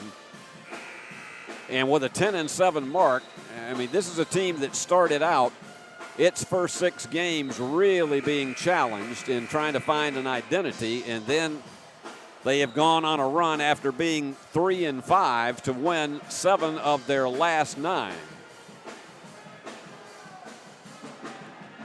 And Jeremiah Littlepage is back in. And in fact, virtually all of the starting 5 is in, with the exception of Devaki Gar. Now, this is an interesting formation. to try to fool who was going to actually toss the ball in and who was going to fly down the floor. And this place has become almost like a morgue in its silence. And Littlepage does a good job of staying with that ball. Down to 10 on the shot clock. Big bomb. Nope. Gar had it to fall just short. He had the range, but it just hung up on the lip right between the defenders, and he fends off Littlepage, and an excellent job by Malik Cartwright. Give him 6. Underneath, the foul. Sarver will go to the line for 2. Lance was just a split second away from Lane was just a split second away from nailing that one for a dunk.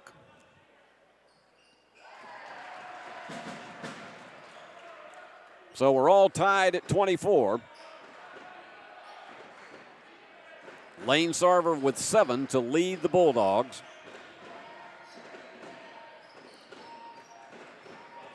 Littlepage with that one-on-one battle going underneath.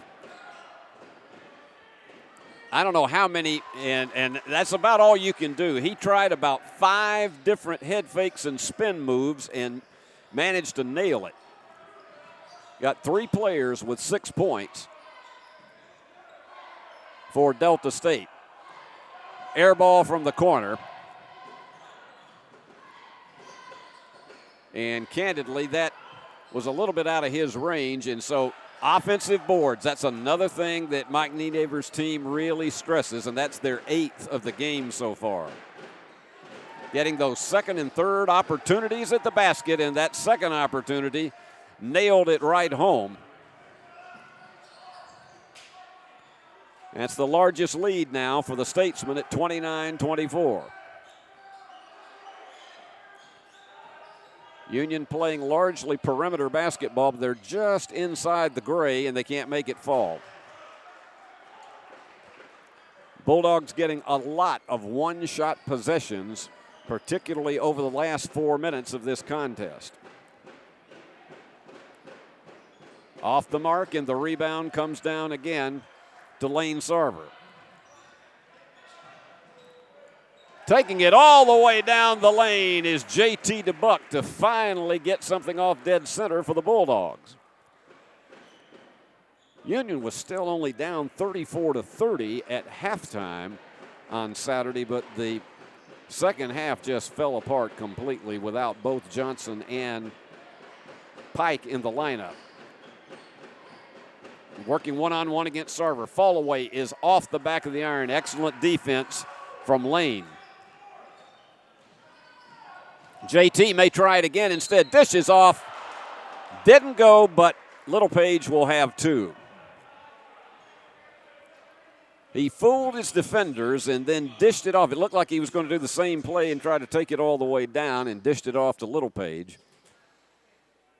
And just in case she's watching down in Birmingham, say a hello to Ma Littlepage, because she's one of our favorite people.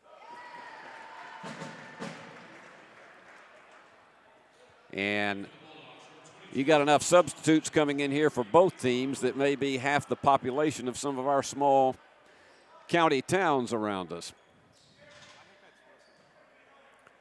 Littlepage has really improved his free throw shooting. Nails them both. So Union has come from 5 down to close it to a 1-point margin.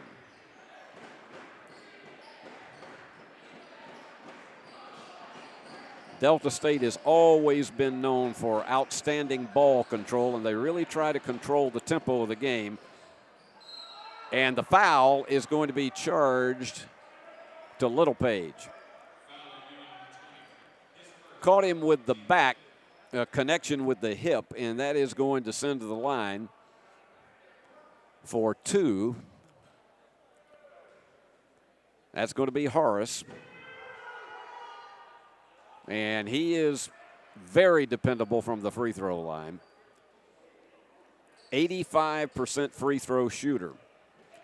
You want to look at, they've got 4 shooters who are over 80% for the season.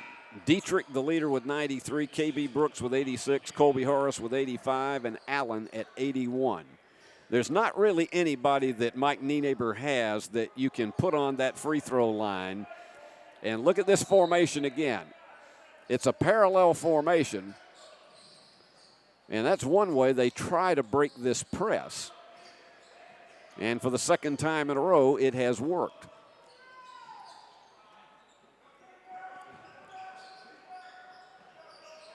Little Page managed to do a volleyball tip to save that one. And Jeremiah trying to nail it in the corner. 6 on the shot clock. Fall away is there. Ahmad Johnson with his first 2 of the game. And we got a 1-pointer here as we are getting under the 4-minute mark.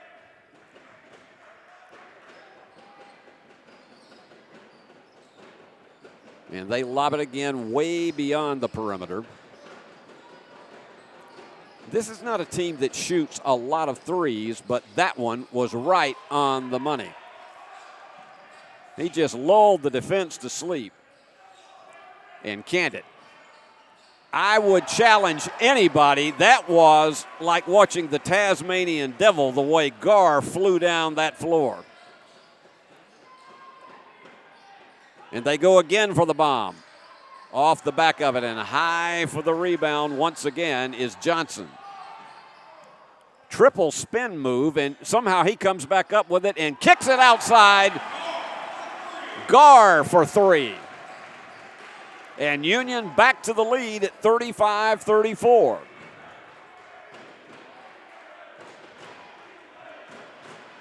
Chance of defense coming from the Union faithful. There's a fair crowd that has made it up from Cleveland, Mississippi tonight. And I know they're here primarily because they wanted to get out of all the snow and ice as well. And the foul is going to be charged to DeBuck. That'll be his first, and you can hear the editorial comments coming from the crowd, and Dave Niven is giving his as well with his facial expression. We got timeout. Union on top by 1. Let's hear these messages. Your life. Your home. Your business.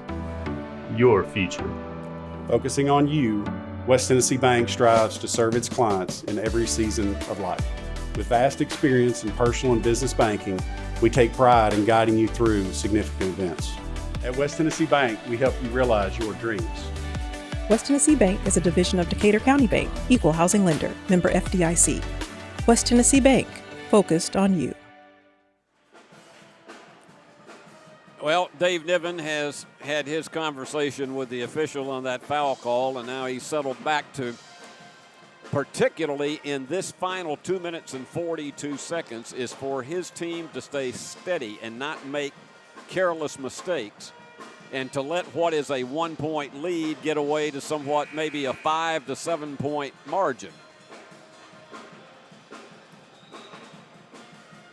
Had a chance to visit with Union University President Dub Oliver between games tonight, and doing quite well at the early weeks of spring semester on the Union campus. And right next to him in the president's box is the gentleman who brought you Union men's basketball on Saturday, and that's Alexander Bitterling, who always knows somehow to make his way into the president's box. I don't know how he does it, but he does it on a regular basis.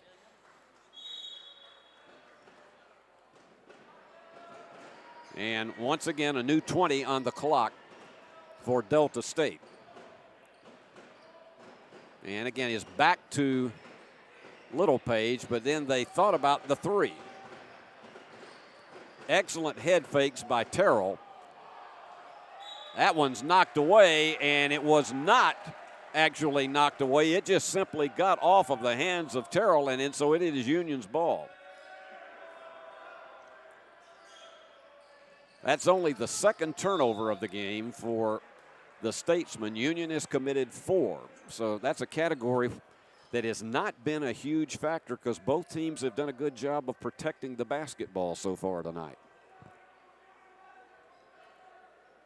And Dave Niven telling his players to move back a little bit more because, and there you go. That's what the press does to you. And the bomb is short. Too much of a line drive, but right back on the rebound is Dietrich, the kid from Cincinnati who does it so well. They're down to 7 on the shot clock. They go to the inside, and that one was almost a desperation try because there were 3. And again, Little Page gives it up. Terrell was right there, and again, it's that all-court pressure. So we're under 2 minutes, and Union has surrendered the lead once again.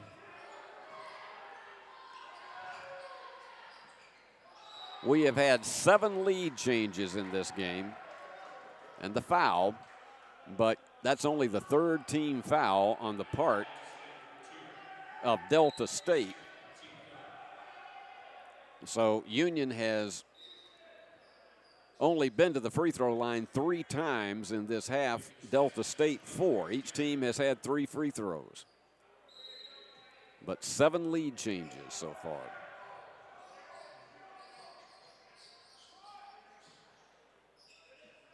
And Union's going to slow it up a bit. They try to go inside to Little Page, and it just could not get it there. They got 2 guys that are surrounding him, and that pass has to be precision perfect, and that one wasn't.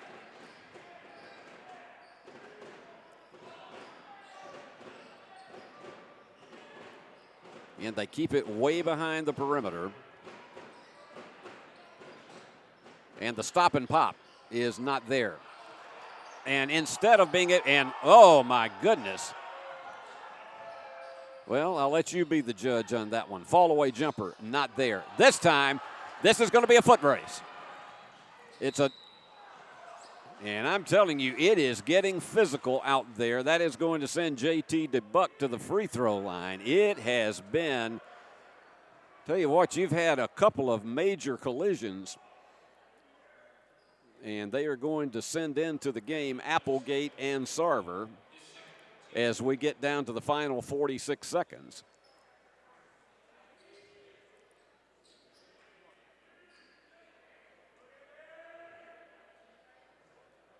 So JT will go to the free throw line. He has not been there tonight.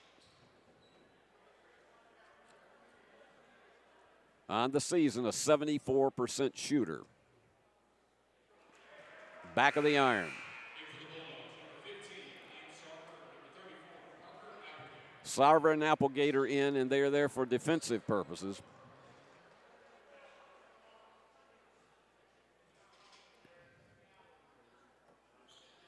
And DeBuck, a rarity to see him miss 2 in a row.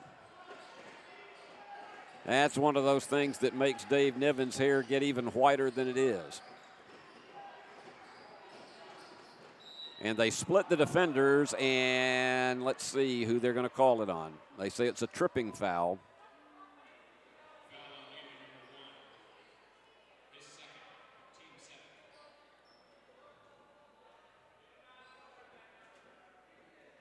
That's on.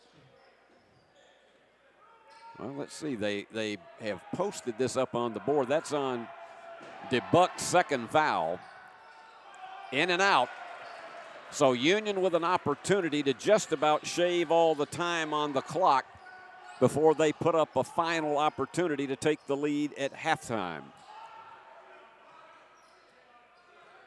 JT could dribble that thing all day, even if he's under pressure. Now, if he's double teamed, that's a different story. Now they're down to 8 on the shot clock. Somebody's going to have to put it up big time. That's a bomb. No, way off the mark. 1.3 seconds remaining, and so the play did not go as directed. So what they're going to have to do is probably just fire a big bomb down the floor. But they've got Union. They've got 3 guys back. Oh, my. That one almost hung up on the iron and very nearly. Talk about upper body strength, because he hurled that one about 70 feet. So Delta State goes to the locker room with a 1-point lead in a game in which we have had 8 lead changes and we have had 3 ties. And so let's give you the Flow Sports scoring totals here as we take our break. It is KB Brooks, the leader for the Statesman, with 9. He's 4 of 8 from the floor, and he's got 4 rebounds as well.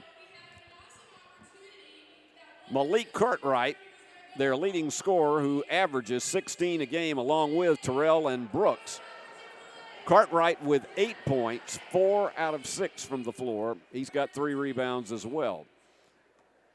And then 8 for Horace. Colby Horace with 8 points, and he's 3 of 4 from the free throw line. He's got a big 3 to add to that. For Union, your totals look like this. Lane Sarver and Jeremiah Littlepage with 8 each. Both of them are 3 of 5 from the floor. Lane has added 2 rebounds. Jeremiah has had 3 rebounds. JT DeBuck with 7. And unfortunately for him, missed those 2 free throws that would have given Union the lead here at the end of the half. JT with 4 assists in the game. And then 5 points for Devaki Gar. He's 2 out of 4 from the floor. So this has been a pretty evenly played game, and the question is, will they be able to stay that way in this second half? Well, we'll find out. We want you to have an opportunity right now to visit with some great people that are very important to us because they make these telecasts possible right here on Flow Sports, and those are our sponsors. And then we'll be coming back here in a few minutes and give you all the team totals. So stay with us, everybody.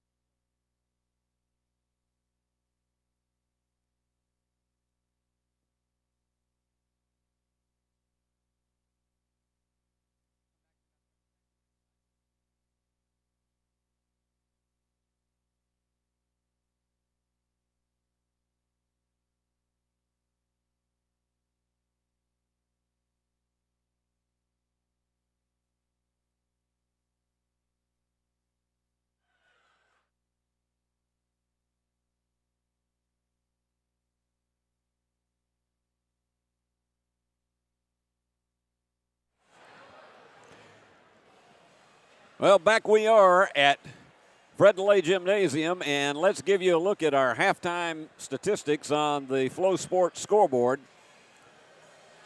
Field goals, Union dominating at 58 to 39%. 14 out of 24. Delta State 14 of 36. The big difference in the game is that Delta's got one more three-pointer than Union does. Delta is 28%, 5 out of 18. Union 4 out of 12 for 33%. So key point to look at is that Delta has put the ball up 12 more times than the Bulldogs have. Free throws, each team 3 out of 5 for 60%. Looking at the total, only 11 fouls were called between the two teams in the first half. Rebounding, Delta State on top, 18 to 16. But a big key has been those offensive boards. 10 to 2 is the edge, leading to so many second and third chance opportunities at the basket. Turnovers, here is another big factor. Union has given it up 8 times in the game to only 1 for Delta State. That's a key and a hallmark for a Mike Nienaber team. They just don't turn the ball over very much. And points off turnovers, this could be, again, another big factor down the stretch. Delta State has picked up 6 points off of Union's mistakes. The Bulldogs have only been able to get 2 points, and that's because Delta State has only coughed it up 1 time. And another big key factor that you look at in the game is points in the paint. It's all even at 18 for the points that you're getting from the inside, but second chance points. In other words, the ones that you keep going back to the basket for those second opportunities, sometimes third opportunities. Delta State the edge on that one, 12 to 2, and yet they only have a 1-point lead in this game. So that is a huge factor as we're about a little less than 2 minutes away from the start of the second half. Remind you that we'll be back here on Saturday. That will be our next telecast, and we'll look forward to seeing all of you here at Fred DeLay Gymnasium that could be here in person. Otherwise, join us right here on the Flow Sports app, and we'll bring you all of the action between Union and West Georgia. And that'll be, again, a dandy of a matchup, as all of these teams now are on their second run with the teams they met back in November and December. And when these two teams, as we said at the start of the telecast, when these two teams met down in Cleveland, Mississippi, it was Delta an 86-66 victory, dominating by 20. If you're Dave Niven, you got to really feel good about where your team is right now at this stage of the game, playing without your number 2 scorer, and still managed to be within 1 point of all of this. We've had 8 lead changes and 1 tie. Let me take that back. 3 ties in the game. We had 3 ties in the game and 8 lead changes. You've had 7 different Bulldogs to score. Same thing for Delta State. That's about as even as it can possibly get. I can assure you, even though we are expecting rain for most of the rest of this week, there will be no icy temperatures that will mess up Saturday's game and or telecast. Okay, about ready to go with the second half, and Union will have first possession. And it's a big emotional key for any team if you got first possession of the second half and you're in one like this where you're down by 1 to get that first basket. And the official having a conversation with RCA Victor.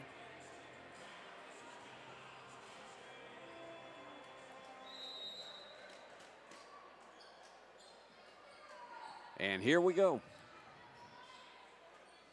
DeBuck, again, with another one of those one-on-one battles that he relishes. He loves to be out there and being challenged and figuring out a way to unlock the key of the defense. He found some open and turned around. Can you believe that? He drove the baseline and then turned back around and got the little 5-foot jumper. 9 for DeBuck. He's Union's leader. And the Bulldogs lead it once again by 1. That is our 9th lead change. Fall-away jumper. The answer shot doesn't go, but it goes off. No, they say it goes off of the hands of Cartwright. And Mike Nienaber is contesting that call. So once again, they're going to be in their all-court pressure as Cowboy Curling does his job to clean off the floor. And here you go again with DeBuck. Open for the 3. No. Short, but Union getting on the offensive board. DeBuck, short again. Third opportunity, and it's blocked. Applegate thought he had the range, and instead he had it rejected. Going for the 3. No. So DeBuck, again, slowly. That change of pace dribble that he has a very low center of gravity. On the inside, and the basket falls for Applegate. That's his first of the game. Dave Niven giving his team encouragement. He did not see that in the second half against Mississippi College, but that's a promising sign, at least in the early going. But this Delta State team is one that is not to be denied. They are the kind of team that they don't panic when they get down. Well, he tried an alley-oop that didn't go, and Bulldogs with an opportunity to get yet another one. They trailed 36-35 at halftime.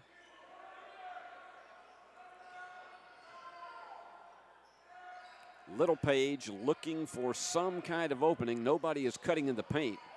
They reached in and double-teamed him. The 3 is there. JT with 12. That's his second 3 of the game, and Union is up 42-36. Its second largest lead of the contest.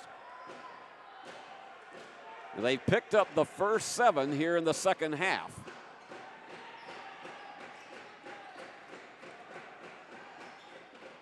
Excellent defense underneath. And going for the 3. It's there. No, it's a 2. His foot was over the line. Dietrich, nice shot, but it's only going to be a 2. And on the drive, the foul. They'll play it underneath as RCA Victor went crashing to the floor.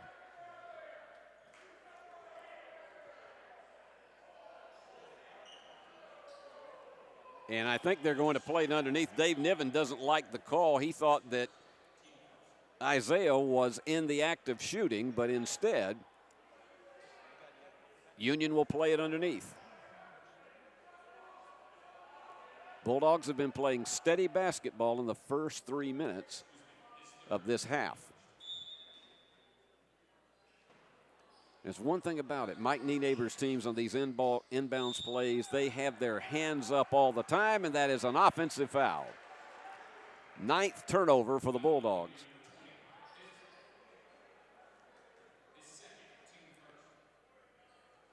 That's the second foul on Jeremiah Littlepage. They're not worried about that at this point. But that's what happens. Union gets out to a 6-point lead, and just steadily this Delta State team comes crawling back. That was knocked away. I'm not even sure if Lane Sarver even saw the ball, but credit him for that turnover force. Jumper. There. RCA Victor with 5. And they work one-on-one against Littlepage again. Get inside the paint, and it's short. Applegate the rebound. And on the drive, the foul is charged to Terrell. That is his first. Delta State went the first 14 minutes of this game without even being charged with a personal foul. A basket here would give Union a 3-possession lead.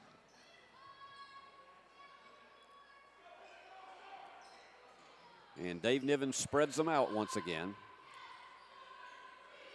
A lot of rotation down in the lower portion of the paint. Little Page between the defenders. Timeout called by Mike Neighbor. 16 minutes to go. Bulldogs on top by 8.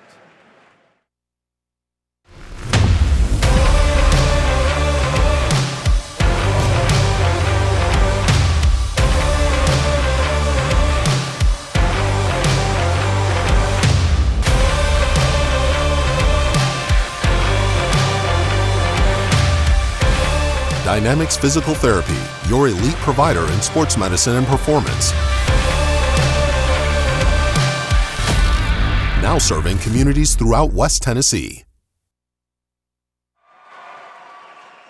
Mike Neighbor trying to settle his statesman down. They had a free throw shooting contest between halves, and the two students out on the court right now have been awarded, because they each hit 17 free throws in a 1-minute period, and they have both been awarded free chicken from Chick-fil-A. I'm not sure how long of a period that is for, but I'm certainly not going to complain about it, and they will enjoy it. Nothing that college students love any better than chicken. Mike Neighbor's team was up by 1 at halftime, 36-35, and Union has gone on an 11-2 run since then.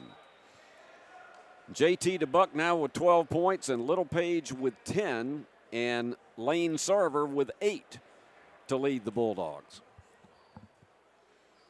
So let's see what Mike Neighbor has drawn up out of the timeout. This is always the key point, is how well do you perform after the coach stops the action.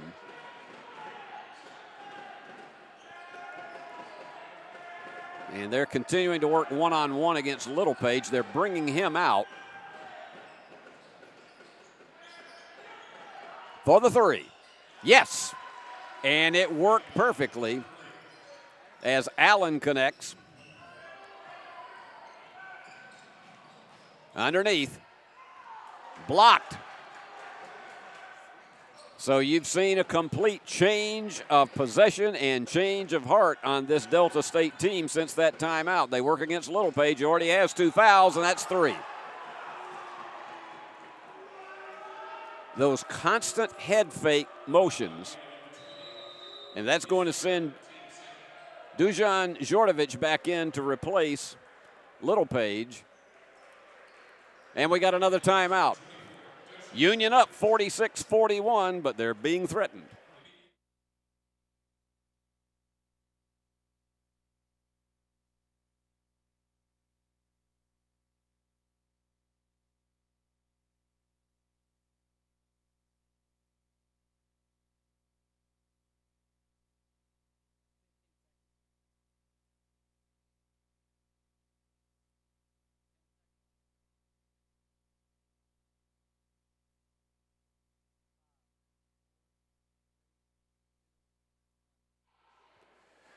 Now it's Dave Niven trying to get his team settled down after 2 straight possessions have led to 5 points on the part of Delta State. And in addition to that, Jeremiah Little Page drawing his 3rd foul, and the officials have come over to try to check the replay about that. Mike Neighbor was having a conversation with one of them before we took our break, and he was asking him to look in particular at the kind of contact that was being made.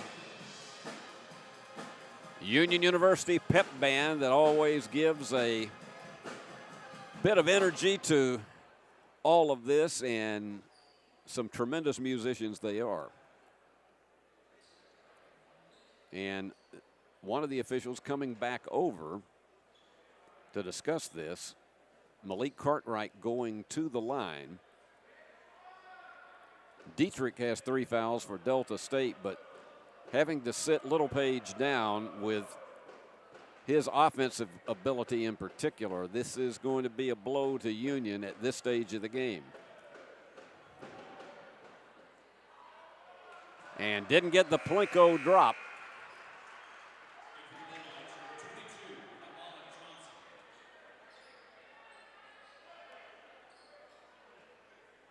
And checking out of the game right now is RCA Victor. Missed the second one. So Union dodges one there and holds on to the 5-point lead.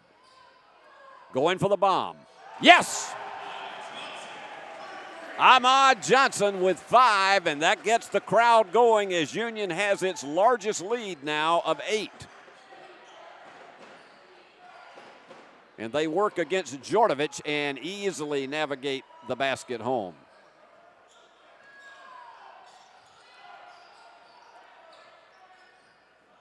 So since trailing by 1, Union has a 7-point advantage here in the second half. Trying to keep from making mistakes. The 3 again by Johnson, and he is red hot. And the Bulldogs by 9, a full 3-possession lead. And you got 3 reserves set to come in now, and they worked against Djordjevic but kicked it back outside. Beautiful, soft, and that was off balance, one-handed. Excellent job by Brooks. Give him 13.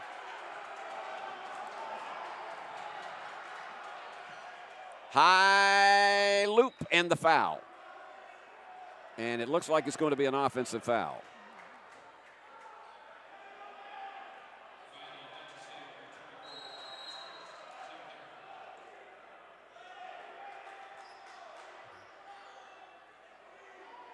So Union gives up an opportunity to go into what could have been a double-digit lead.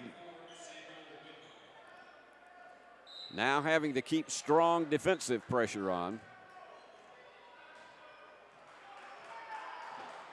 Remember, Little Page is on the bench with 3 fouls. If Cartwright gets his hands on the ball, it's danger. Or Brooks, for that fact. And they work against Djordjevic. Fall away. Doesn't go. And they say it was last touched by Union. Said it was off Johnson's hands last, so Delta State will play it. Lots of time in this one with 13.5 to go. Union trying to defend strongly against the 3.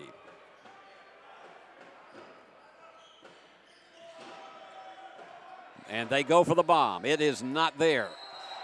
And clobbered high after going up for that offensive rebound is Applegate. And he took it just above the nose. And that was on Whitmer. That was his first. Union is trying to match them going after the glass to keep them from so many offensive rebounds. He's going to have to hurry to get it in. Here we go. He almost navigated it home. DeBuck, stop, pop, doesn't go. So Union has missed 2 opportunities the last 2 times down the floor. And that one was one that it looked like a little bit of Curly Howard, the way he was scooting on the floor with that. That's only the 3rd turnover for the Statesman.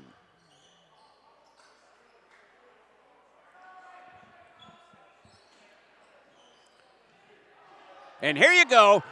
Goodbye. Down the stretch he goes. Ahmad Johnson with 10.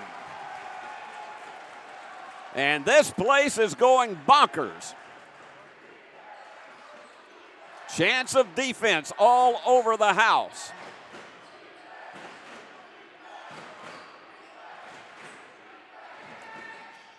And the bank doesn't go. Applegate high the rebound. Union quickly down the floor. On the inside, the floater goes astray.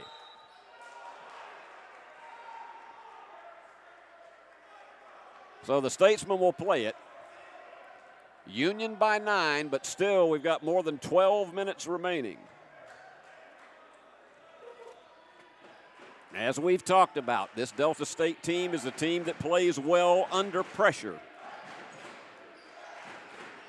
They had a battle, and taking it all the way home for the basket is Brooks. He's got 15.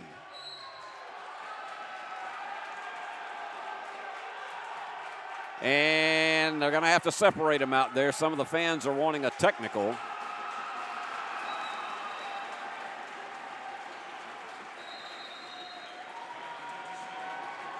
And we have timeout. We'll try to sort all this out. Union still on top by 7.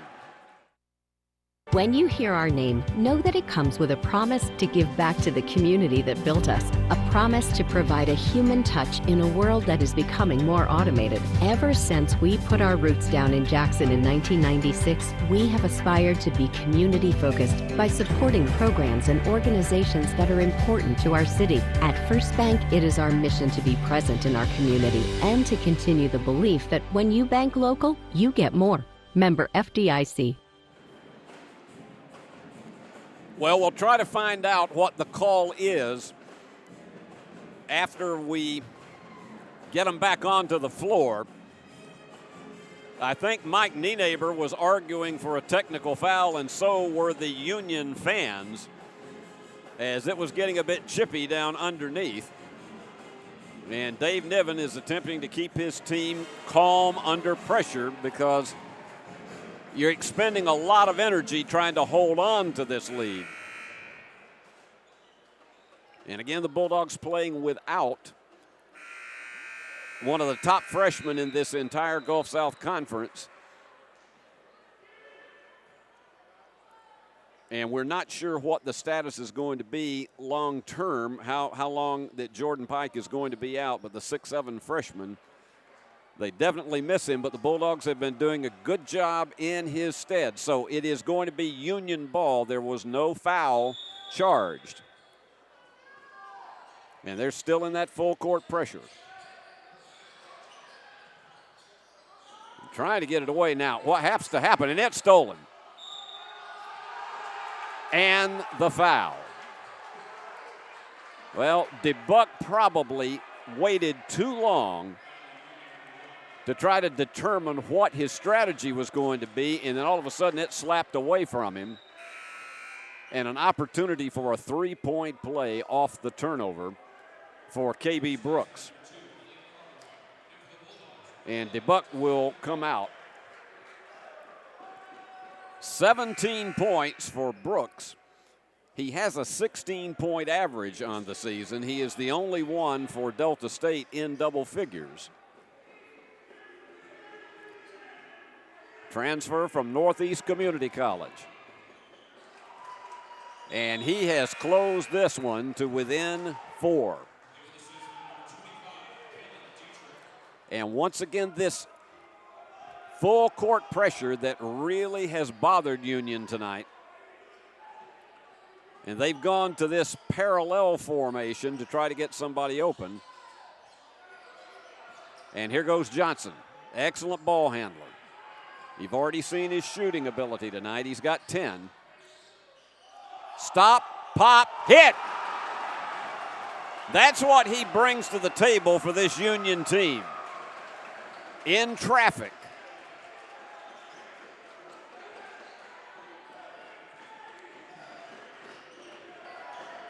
It's Horace. And he goes for the bomb. That one got the bank. Oh, my. That is one of those that you don't practice it that way, but got the bank inside, and they went inside to Djordjevic. And now this game could be tied. Horace with those behind-the-back dribbles and the foul. And in the post, they're having a hard time stopping the guards. The foul is on Devaki Gar. And so just like that, the 9-point lead could be down to 1. Horace in double figures now with 11. It hangs up on the lip. Horace is an 85% free throw shooter, and Dave Niven is going back to Jeremiah Littlepage despite the 3 fouls. nailed the second one. We got a 2-point game, and here goes the press once again. And in the corner, but doing a nice job of navigating his way out, was Gar.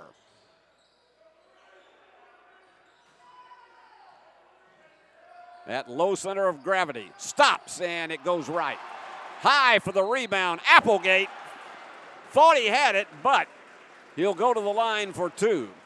And that's one thing Union has done a better job of in this second half, is trying to go after offensive rebounds. You've got 3 fouls now on Dietrich. Off the back of the iron for Applegate.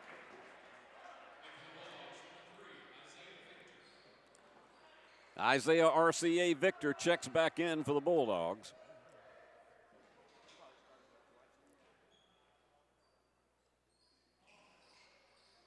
Got the friendly roll and a 3-point lead. But as we say, a lot of time remains in this one. A lot of roads to be navigated. Union fans trying to give some enthusiasm to their Bulldogs. Littlepage, they would love to get his 4th foul.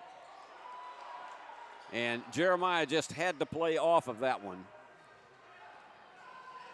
Very quickly down the floor, and it's blocked. Excellent defense on the part of the Delta State team against Gar. Well, they were fortunate that that one got away, and Applegate high for the rebound, but throws it away. And Delta State takes the 2-point lead.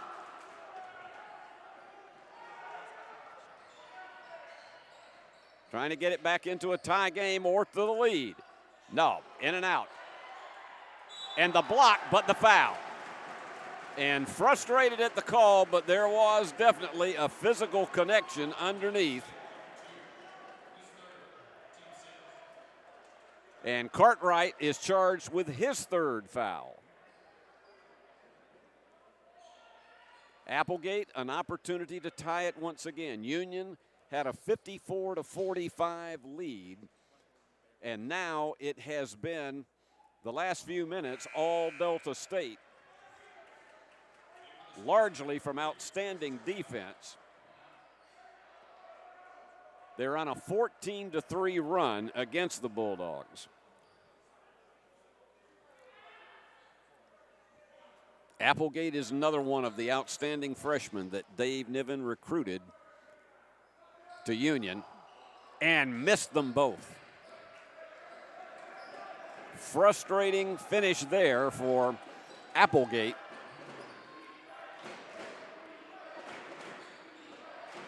And we're under 10 minutes on the drive.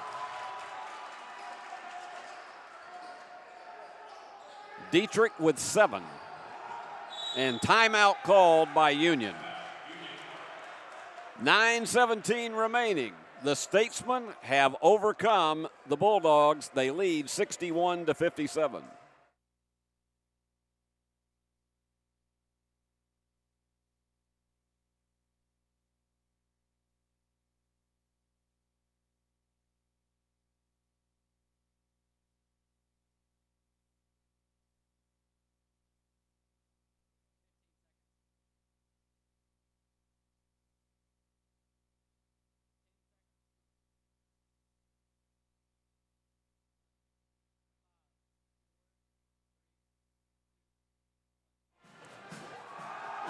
It's a 16-3 run as you see this ruckus bunch of fans here at Fred DeLay Gymnasium. Nobody had up a sign that said, "Hi, Mom, send money." I guess maybe they haven't been back in school long enough. That 16-3 run has overcome a 9-point Union lead, and it so resembles a game that Union had against West Alabama on this floor earlier tonight. Remember, we'll be back here Saturday afternoon with another Gulf South Conference doubleheader right here from Jackson, Tennessee. Hope you'll be joining us. The women's game airtime will be at 1:55.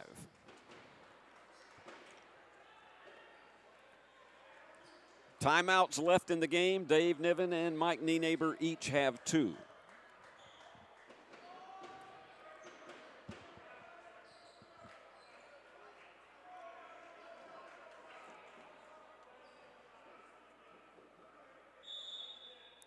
And again, facing that all-court pressure on the ends mounds has really taken a lot out of Union tonight, because it's that way every time they have to go all 90 feet down the floor. Littlepage playing with the 3 fouls. On the inside, the floater will not fall. Johnson thought he had the inside edge and it wouldn't fall. Tell you what, if they pull up a 3 right here, that is going to be a huge emotional lift for Delta State. Back door. And overshooting it. And Littlepage was very fortunate there, because they were trying to get his 4th foul.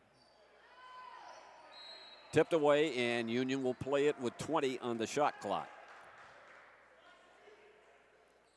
Bulldogs shooting 51%, the Statesmen 44%. But the big factor is the 11 turnovers that have led to 12 points on the part of Delta State. He's down to 12. Johnson, a tremendous ball handler. Got it short. Last 3 times at the basket, he's tried to go in for those floaters, and they've gone short. Now Delta slows it to a snail's pace. They're spreading them out around the perimeter. Littlepage comes up and tries to challenge. And the foul. And it looks like that one's going to be charged to Lane Sarver. That's his 2nd. Union has JT DeBuck with 3 and Littlepage with 3. And right now, it's time for you to take timeout number 3 here in the second half.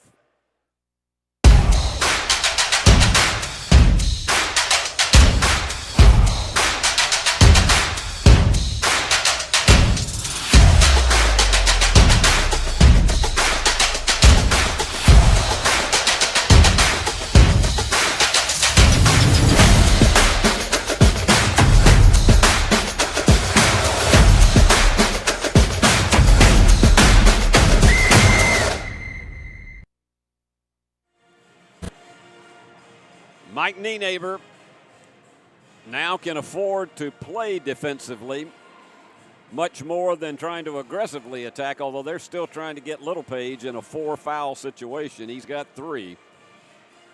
Dave Niven had some choice words with one of the officials about the contact down underneath while we were away. But this is one in which Delta State began turning the tide after Union took the lead 54-45 with 12:17 remaining. And then over the next 3 minutes, 16-3 has been the run. Nobody has scored in the game in the last minute and a half. But that will likely change here with Brooks on the free throw line. Brooks, an 86% shooter from the stripe. And you expect that. 22 points as he leads the Statesmen tonight.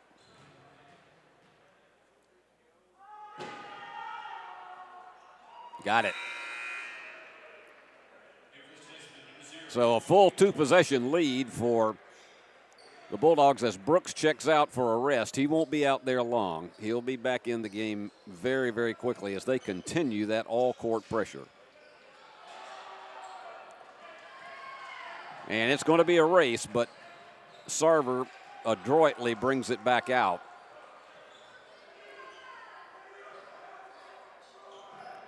Lane is very fast, very smart with the ball. And from the corner. Yes! Lane Sarver with 11. They've closed it to within 3. Mike Nienaber giving the signal over in the corner. He's in that blue sweater vest.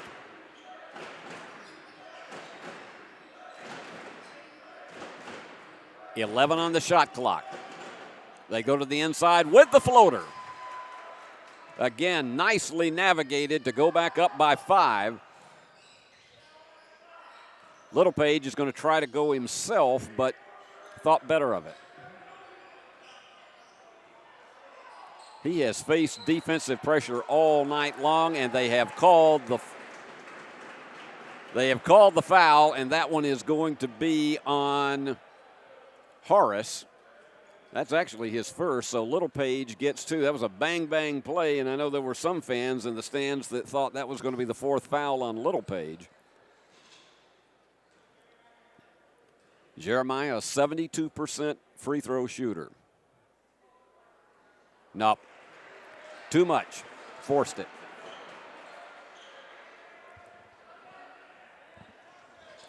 This guy has a big heart.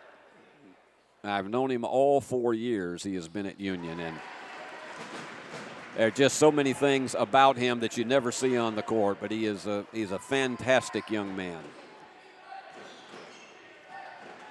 And they work against him, and the stuff. Jeremiah may have to get a little bit more aggressive defensively, and the floater is blocked, totally rejected. And Delta State may be going up by 8. They get the tip. And this one's getting out of hand. And the foul. And that one is charged to Horace, his second. Union is in the bonus. Delta State will be with the next personal foul that Union commits. But here we are with 6:19 to go. And Delta State has really put the pressure on the Bulldogs. Missed it. Those front ends of 1-and-1s are killers, and they say it went off the hand of Littlepage.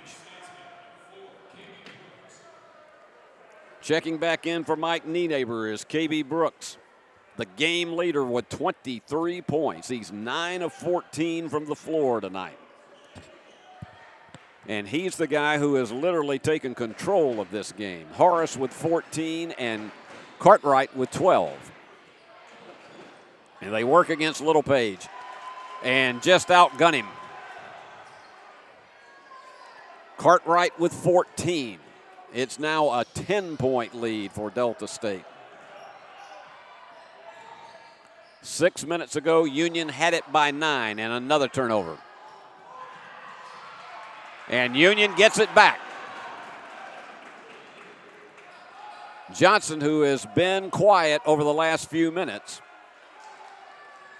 Union trying to slow the tempo a bit and work for a screen.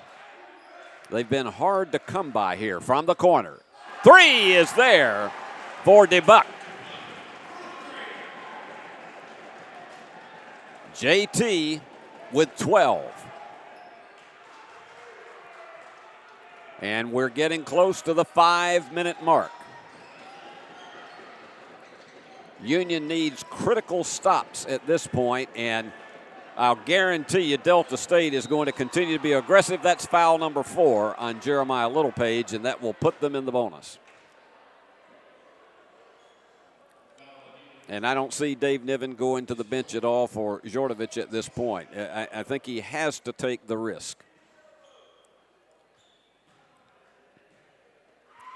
Cartwright, who is so tough, gets that. Boy, it doesn't happen often that it hangs up on the back of the iron and then drops. You lead a charmed life when something like that happens, and Malik has a chance to again extend this back to a full 3-possession lead, and does. He's 3 of 5 from the line tonight, 16 points.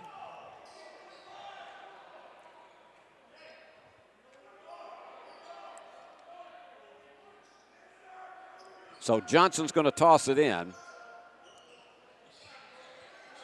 He's got to hurry.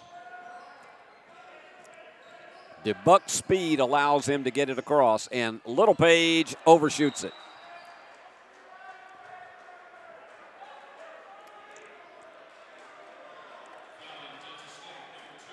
The foul is charged to Cartwright. That is his 4th. So they will get, it looks like Moore is going to be coming back into the game. Derek Moore is checking in. And Nienaber is probably not going to keep him out more than maybe a couple of minutes just to see if Union makes a run without him in the game. Littlepage with 12. He has 4 fouls. DeBuck has 3.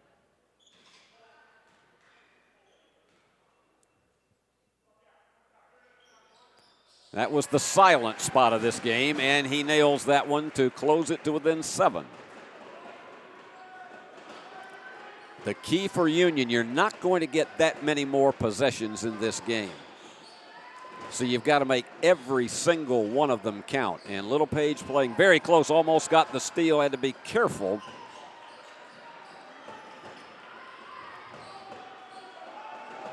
Down to 8 on the shot clock. This would be big if they nail it, and they go for the bomb, and it's in and out. And the foul is on Moore, who just came into the game. That'll be his 2nd. And Union is in the double bonus. So Lane Sarver will go to the line. He's hit the only one that he's taken tonight.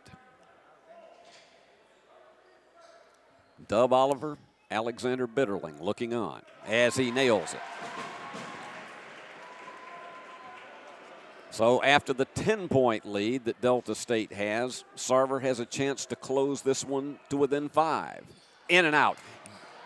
They scramble for the offensive board, but they can't get it. It goes to the floor.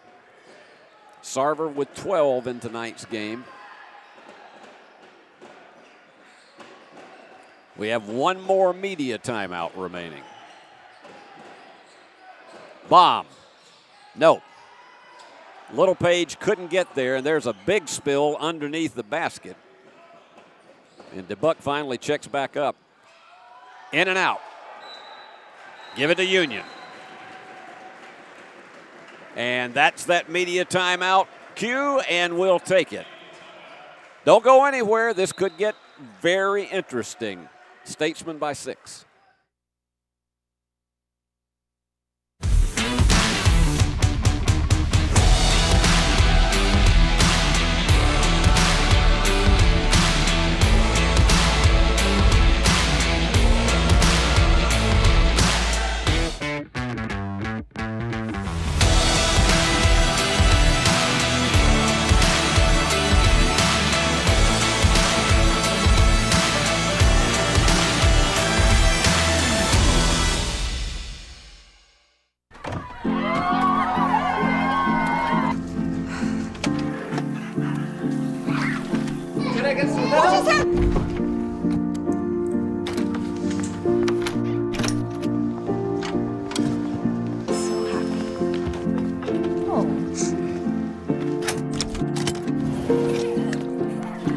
Whatever they went through together. Welcome, guys. Life well planned. See what a Raymond James financial advisor can do for you.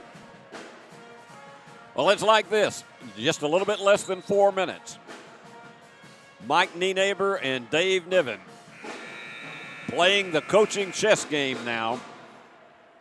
And probably a lot of this game is going to come down to what happens in the next 2 minutes.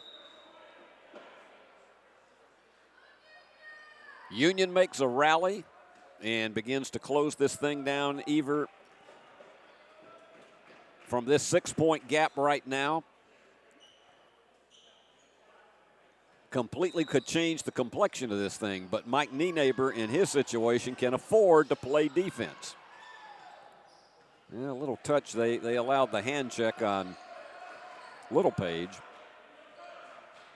This is, frankly, coming out of that timeout, a huge possession for Union, even if it's a 2. Littlepage hangs on to it. Down to 10 on the shot clock. Reverse layup goes. A big one for Ahmad Johnson. He's got 14. That 10-point Delta lead is down to 4. And they work against the double team underneath. Going for the bomb. No. But the offensive board, which has been the killer for Union tonight, the bank is not there, but he's going to have a third opportunity. Fall away jumper. Not there. 3 opportunities that Delta frittered away. Union could close it to within 1. You got to know both these teams are just about spent out there on the floor. They have been going at it nonstop. This has been a grueling game. Big bomb. No. That would have erupted this place, but Johnson had it to go off the iron. And now Delta can whittle some time off this clock. For the Delta team, the important thing is not to play, just simply not to lose. And easily driving the lane is Brooks. And Dave Niven has called timeout. We'll take another one for you to see this.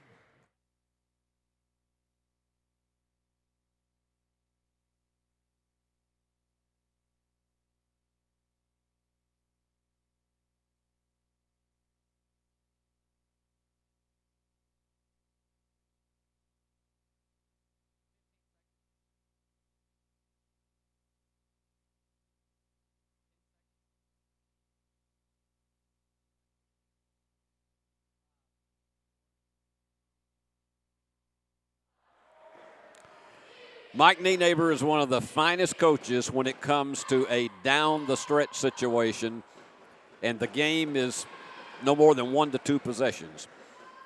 He's very good at keeping his team cool under pressure. Dave Niven, again, coaches outstanding defense. The challenge for Jeremiah Littlepage is to avoid the 5th foul.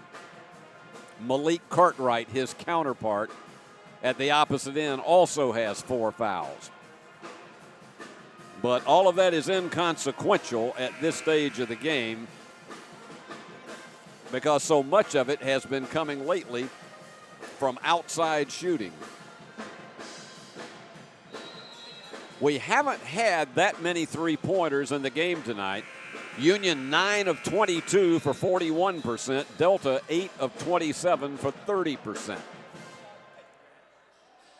And Union has the stronger shooting percentage, 50 to 43, but Delta State has put the ball up 15 more times. And a lot of that comes from those second chance points in which they have the edge 14 to 5. And once again, they're going to this relentless full court pressure on the inbounds play. And it has been difficult for Union to navigate tonight. Another key possession for the Bulldogs. If they fail to convert here, it's going to be very, very difficult for them to turn the ball back around, and Littlepage loses it. They double-teamed him, and he could not control it. Turnover number 13 for the Bulldogs.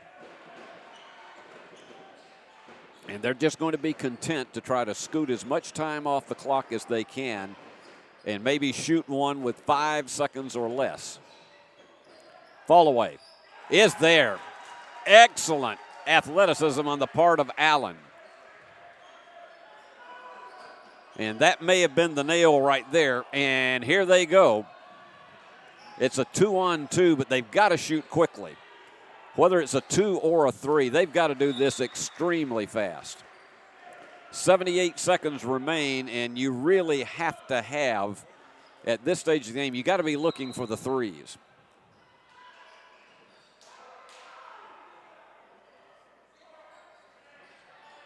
And the jumper going for the 2 and gets it. Got the Plinko drop, and DeBuck with 17, and Dave Niven is going to take a timeout. He has 1 left. We'll keep it right here.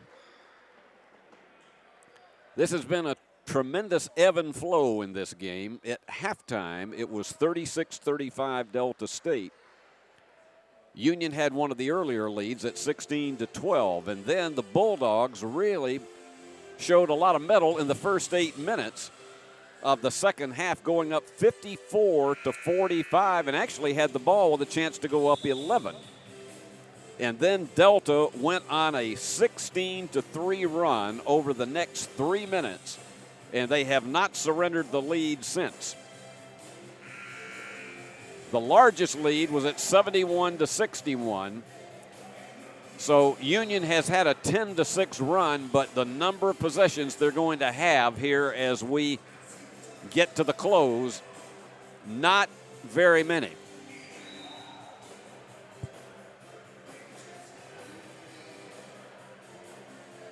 So here they emerge back onto the floor.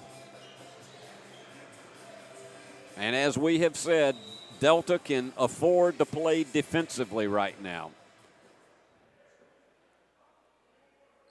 The question is, would Dave Niven attempt to go to the foul fest at this point? But you look at the number of players on this Delta team that are outstanding free throw shooters, there's not a good one to put at the line. And we are at 1 minute to go. And they've spread them out. It's almost like a four corners that you used to see with Dean Smith, and there's the foul. Union almost had no choice but to go for it. As I mentioned, they have got 4 players that shoot over 80% from the line, and Terrell 75%.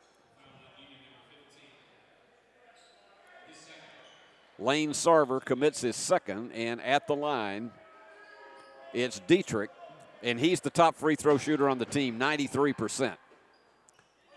And missed it. Well, Union still with life, but something has to happen on this possession. They cannot use a lot of time. Bomb does not go. And it's an over-the-back foul that will send Ahmad Johnson to the line for 2. Foul is charged to Allen. That is his second.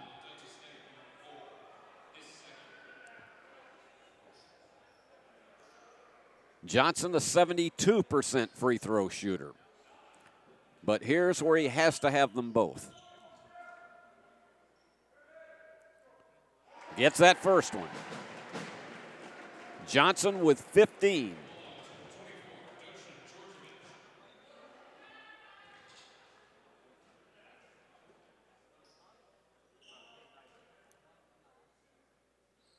The lead is 4. And Union is going to press as well.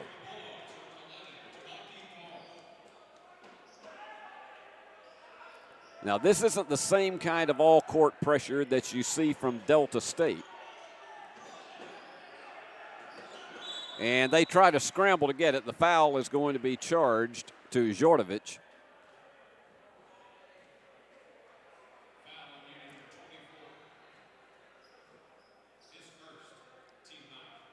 So they'll come back down at the opposite end. And at the line is Horace. And they're getting some replacements back in. Jeremiah Littlepage will be back in there. Horace, an 85% free throw shooter. This is still a 1-and-1 situation, so if he misses the first, it's up for grabs. And missed it. Union still with life. Here goes the drive on the inside. And the foul! Ahmad Johnson went from his left to his right, put it up off the glass, and now a chance to close it within 1 with 25 seconds remaining. Johnson tonight with 18 points to lead Union. Brooks is the leader in the game with 25 for Delta State. We will watch this one with you.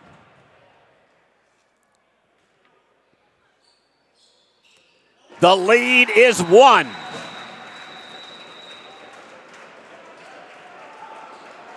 And they get some substitutions in for defensive purposes.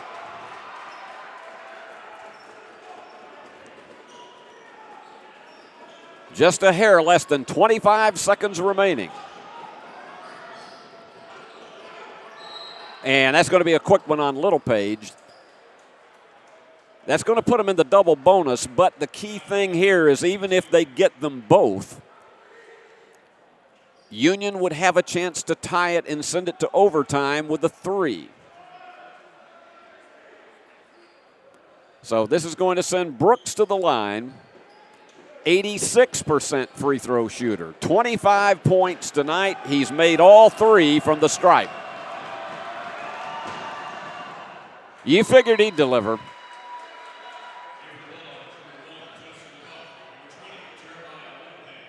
So Union is going to get as many of its three-point shooters as it can get into the game at this stage. Missed the second one. Union with a chance to tie or to win it on this final possession. It's DeBuck. They're down to 10. Going for the win. No! On the inside, yes, we're tied. 1.5 seconds remaining. They go for the bomb. No. We have 5 more minutes. What a comeback for the Bulldogs. Down 78-71 and end up tying it on. And there's one thing you have to say, Ahmad Johnson has been like the best credit card you could have down the stretch. 78-78.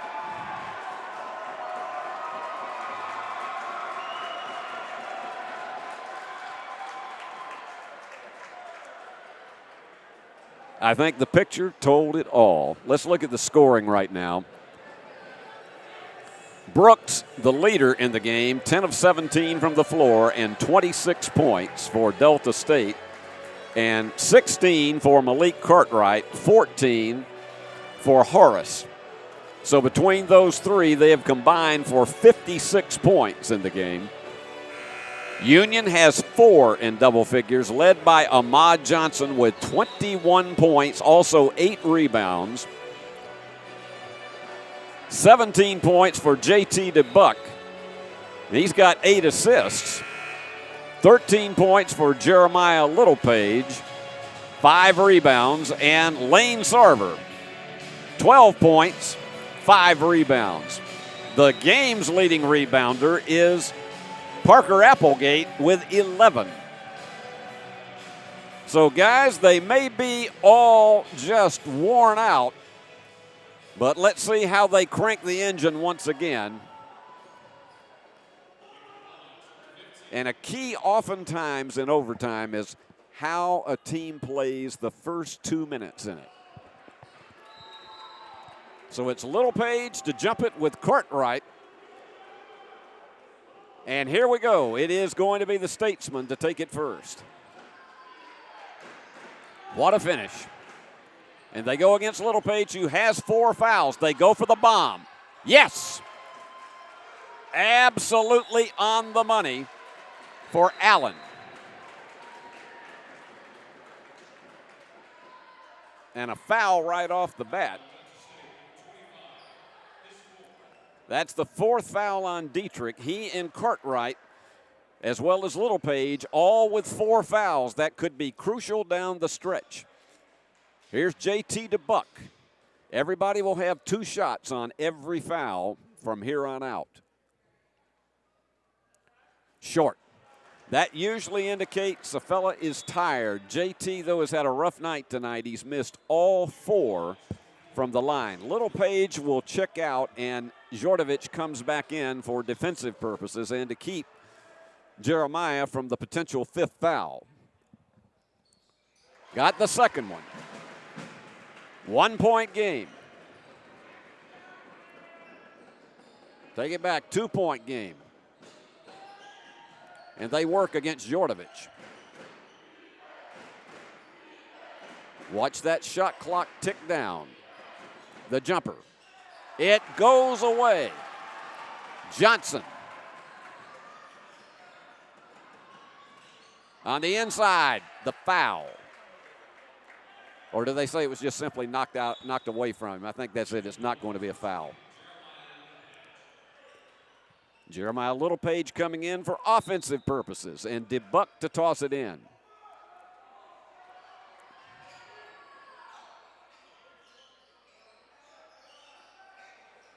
In the corner, Sarver. And the crash, and Sarver will go to the line. He was collided with by Dietrich, and that is going to be all for Dietrich. 7 points tonight, 3 rebounds, and an assist. But I can tell you, he played his heart out. You can't give anything but taking your hat off to Dietrich. He gave everything he had, was an excellent defensive player, and he's trying to navigate with the official on that, but it's not going to work. Checking back in will be Horace. All right, here's Lane Sarver, 2 for 3 from the line tonight. Got it. And checking back in again on defense is Jordovic. This one to tie. You saw it just like we did. Chance of defense go all over David Blackstock court. The 3 goes astray. Underneath, the foul on Ahmad Johnson. Again, it is those offensive rebounds that have been so deadly, the way they have collected them tonight. That's the 16th offensive rebound of the game for Delta State. And right through the heart.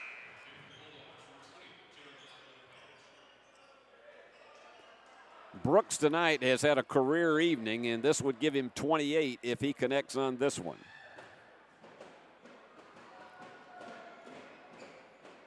In and out. They're 11 of 20 from the free throw line tonight. That's uncharacteristic for a Delta State team.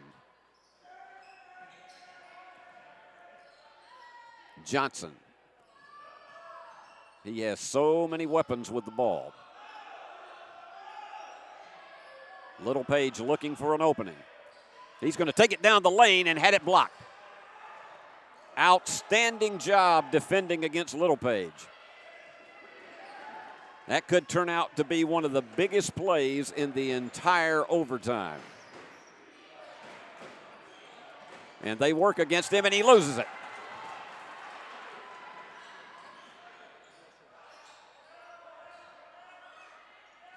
Sarver to the inside, stops, hits. Lane Sarver with 15. Tied again at 82.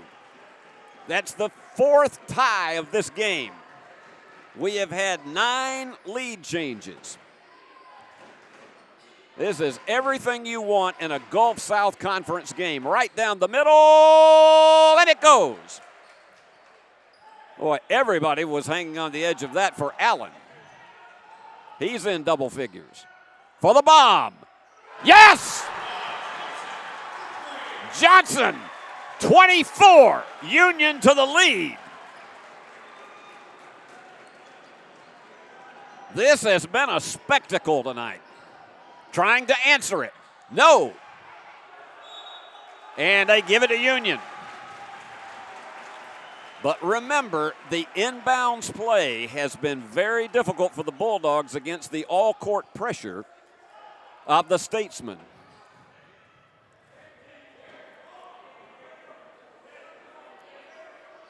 .212 to go. And they back off as DeBuck brings it down. This is a huge play for both teams at this stage. Little Page almost called for a traveling violation. Here goes Johnson. No. And no foul called.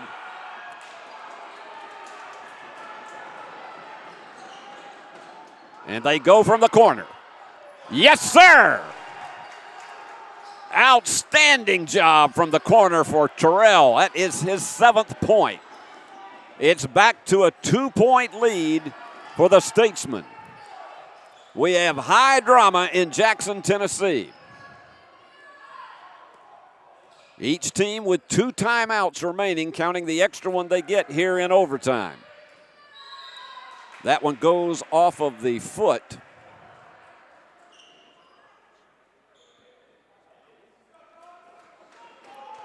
Union with 20 on the shot clock. We got 75 seconds left in overtime. It has been a dandy.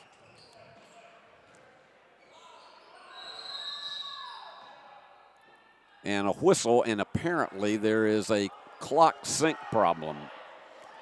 I think there is a disagreement, and I can understand how Dave Niven felt about that because it disrupted the continuity. Delta State's going to take a timeout. Let's take a brief 30-second timeout, and we'll be back for the last 73 seconds. Are you looking for a Christian college or starting the college search process? I want to take a second to tell you about my school, Union University in Jackson, Tennessee. Union is a private 4-year university known for its rigorous academics, Christ-centered community, and the success of its graduates. My favorite part about Union is the faculty. The professors here are so intentional about helping students grow not only academically, but also spiritually. You should check out Union for yourself. Come for a visit. I know you'll love it. At Union University, you'll be transformed. Mike Nienaber keeping his team as calm as possible. The 2-point lead, they can still afford to play defensively in this, but Union will have possession, and what Dave Niven was arguing the point about is why they stopped the action at all, and apparently the official went over to take a look to see if the clock incorrectly started. They have moved it back from 19 to 17 seconds, and we've got 72 seconds remaining in the overtime.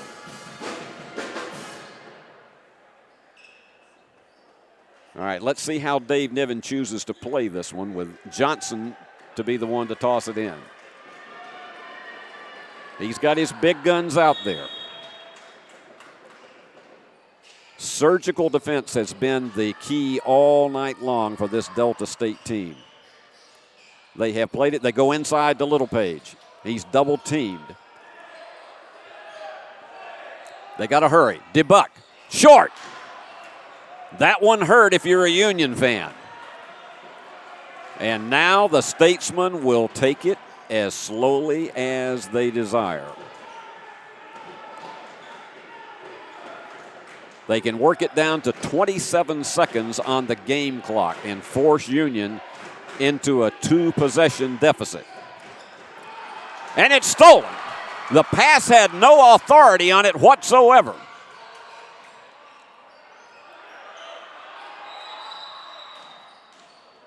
Timeout called by Dave Niven. We'll keep it here. 87-85. Union will have 22 seconds left. Now, they potentially could work it for a tying basket or go for the win.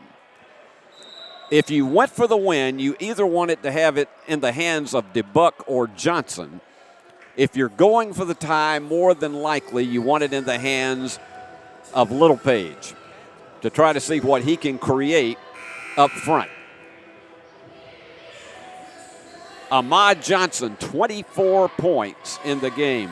Brooks, on the other hand, 27 points for Delta State.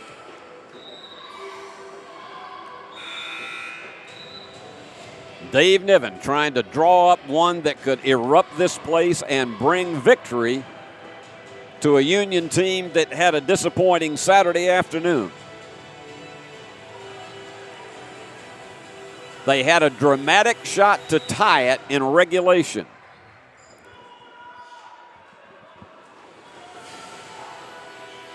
The Bulldogs with only 10 three-pointers in the game tonight as a team. Going for the three. No. And knocked out of bounds. It is going to be Union ball. 18 and a half seconds left. Each team still with one timeout. And we'll keep it right here. If you want to stay around with us a little while longer, we got as much time as you do, and that may be what happens if Union connects on a basket. It has been an emotional roller coaster for the fans of both teams here tonight. Union with a lead at 1 point of 9. Delta State with a lead of 10, and both of those came in the second half. And each team clawing its way back in.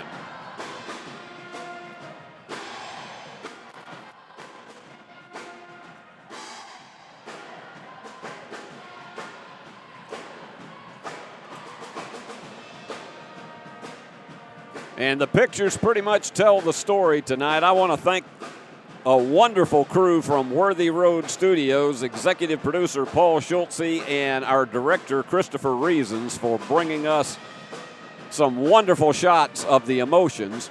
Seems like it has been an eternity since the Union women won 91-52 in their game. That was before this one. That was their 8th in a row as they go 18-1 on the season.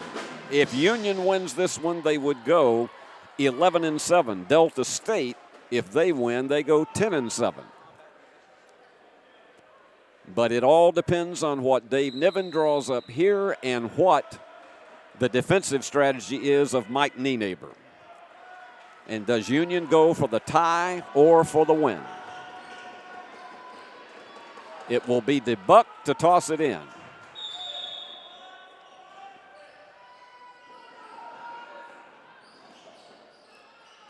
DeBuck has it. He'll set it up from out front. Little Page, the crowd is counting it. Little Page has it clobbered from behind. It is down to 4.6 seconds, and they say no foul. And Niven will call a timeout. Fans wanted a foul on that one, but they say it was a clean rejection. Tremendous job defensively by both Cartwright and Brooks. And they're going to take a look at it as we hear the Jeopardy Think music. They're going to take a look at it to see where the clock precisely should be scheduled.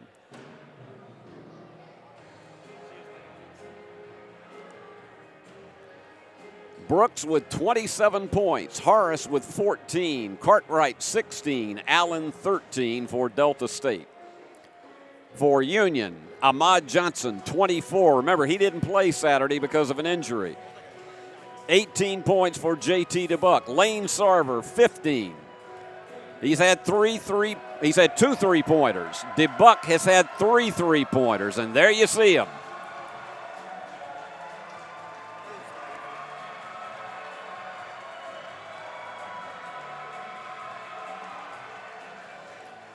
They would love to go back to their dorm rooms with a dramatic victory. And they have put 6.9 seconds on the clock. Let's see what Niven and his assistants have drawn up.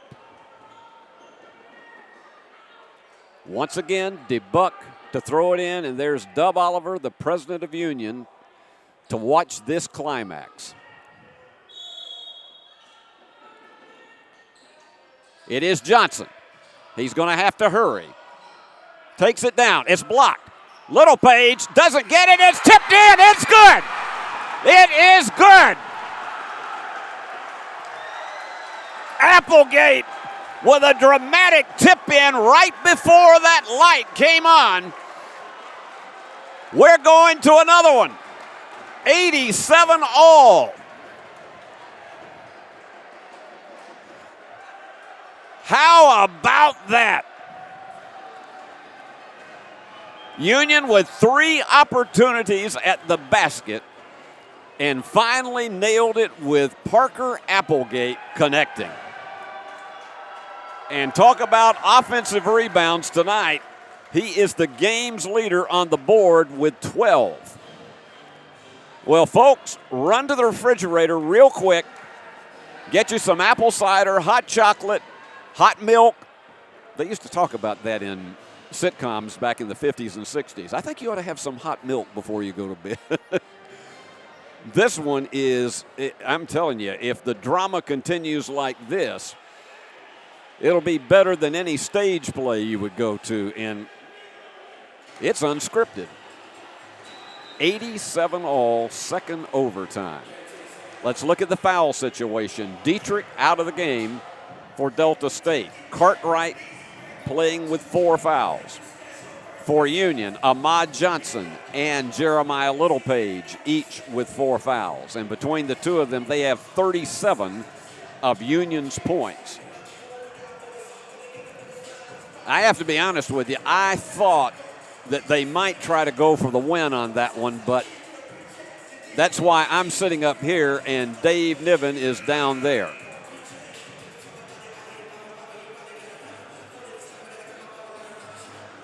You have got to know the emotions are spent on both sides as well as their physical bodies, but hey, this is what basketball is all about.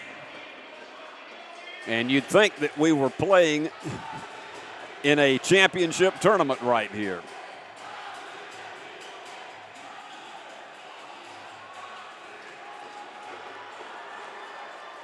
All right, once again, it is Littlepage to jump with Cartwright. Fasten your seat belts. This is going to be another good one. That was like watching the Harlem Globetrotters again. And the tip goes back over. And Terrell has it. He had that double head fake there, but DeBuck didn't fall for it.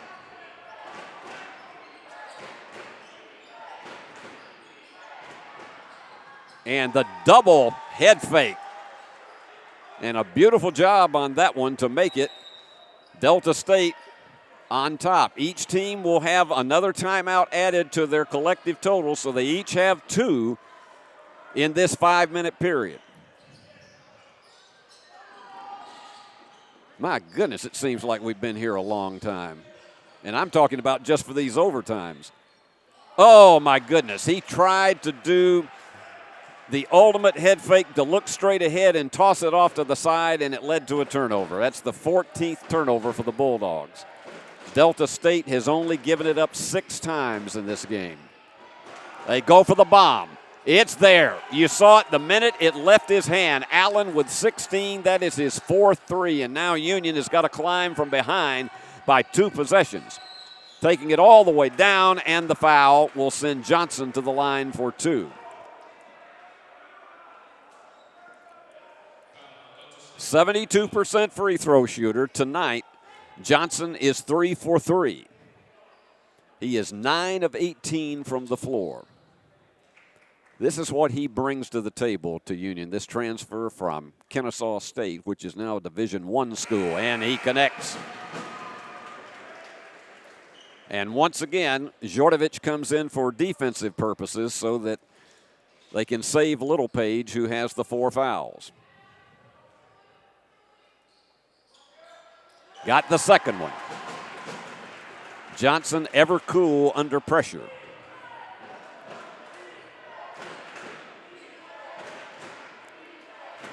Mike Nienaber has patrolled those sidelines all night long. Offensive foul. Nienaber doesn't like the call, but that may be it for Cartwright. And he is gone. Nienaber is still arguing that call with the officials as Cowboy Curling goes to do his dust-off job. So Cartwright and Dietrich are both gone. But you got to remember, Brooks has been the big gun with 27. And DeBuck's going to patrol it down the right sideline. Big possession again for both teams.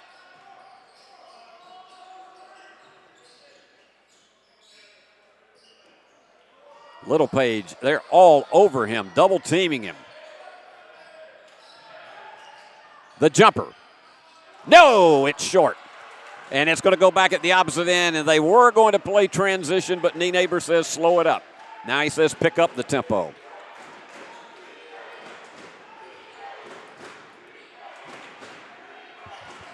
You can hear the high intensity in Fred DeLay Gym.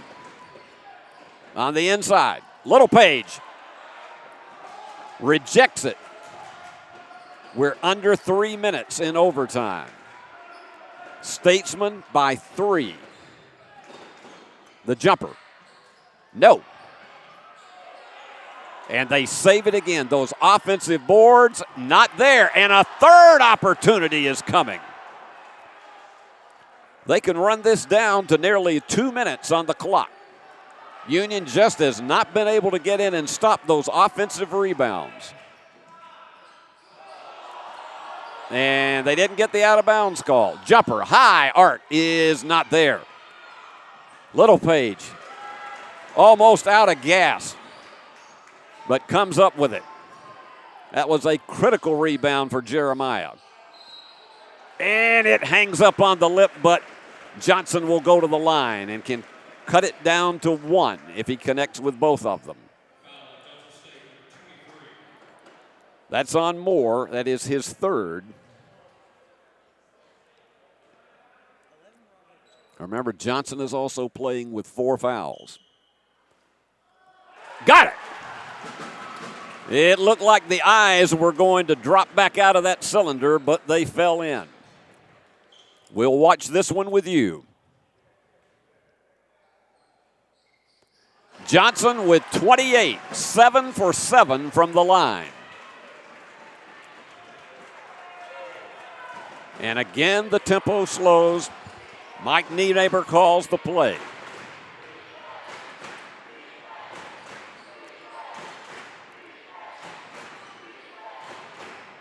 They stay behind the perimeter. 10 on the shot clock.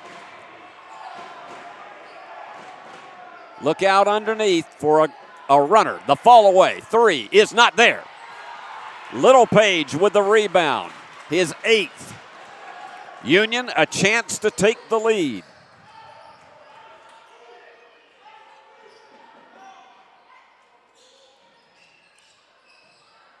$15 on the shot clock. Fall away jumper. No, short. He gets the offensive rebound. Going for the bomb. Yo! It doesn't go, but they get another opportunity, and he goes again. No! 3 opportunities, now a 4th one. Oh, my. 3 opportunities to take the lead, and none of them would fall. And Dave Niven takes timeout with 49.5 seconds remaining. I don't know how much more these fans can take. I don't know about you at home, but they are as spent as the players.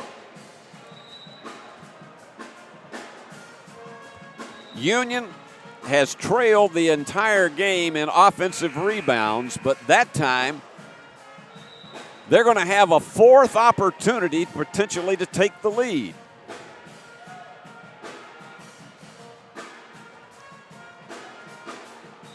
Niven doing everything he can to just keep them calm and keep them from getting added nerves in a case like this, because he's got some young guys out there. You just look at the lineup that he has in there. Applegate, a freshman. The senior leadership is J.T. DeBuck, as well as Jeremiah Littlepage. And here they come. And Sarver will toss it in. High pass, and the floater goes in there for Johnson. 45 seconds, Union by 1, a 6-0 run for the Bulldogs.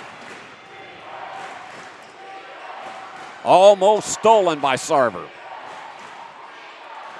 Fall away. Doesn't go. They're going to get another shot. They can run this one down. Is it? Yeah, they're going to call that one.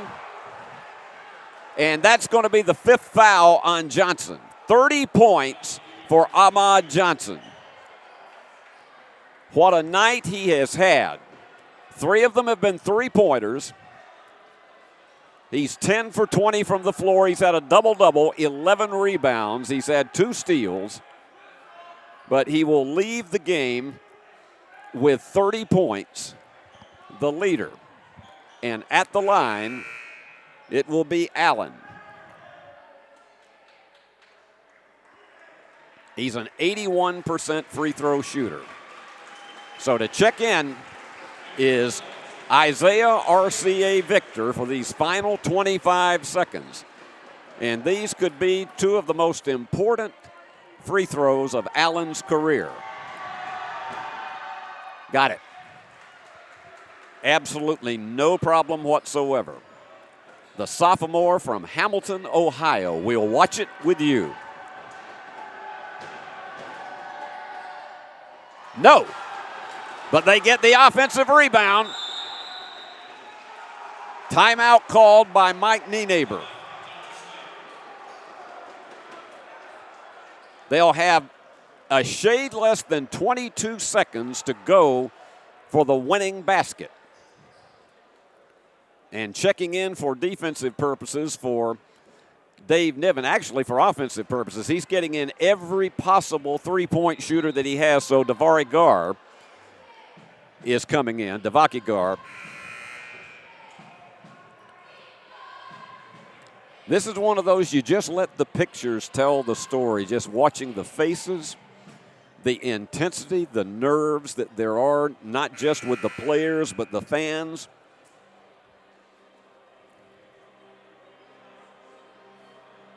Over the years, I've called college basketball going on 30 years now, and I've seen many that have just been this dramatic. But you never tire of them because that is what the joy of college basketball is all about, to see these kinds of athletes and playing at the Division II level and seeing them just leave everything on the floor. 2 outstanding coaches in Dave Niven and Mike Nienaber. And as I mentioned, I've known Mike for nearly 30 years. All right. The battle could be in its final stages. To toss it in is Terrell.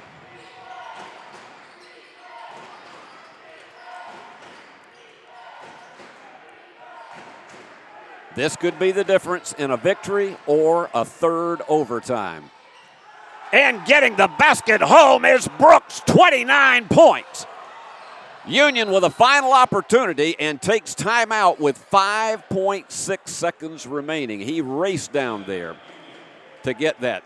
So they literally have an opportunity for one play. And the big question right here is, do they go for a tie and yet another overtime, or do they go for the win?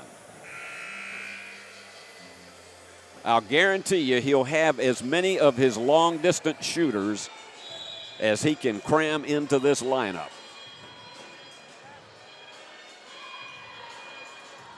He will not have Ahmad Johnson because he's fouled out. 30 points. DeBuck is in there. Sarver is in there.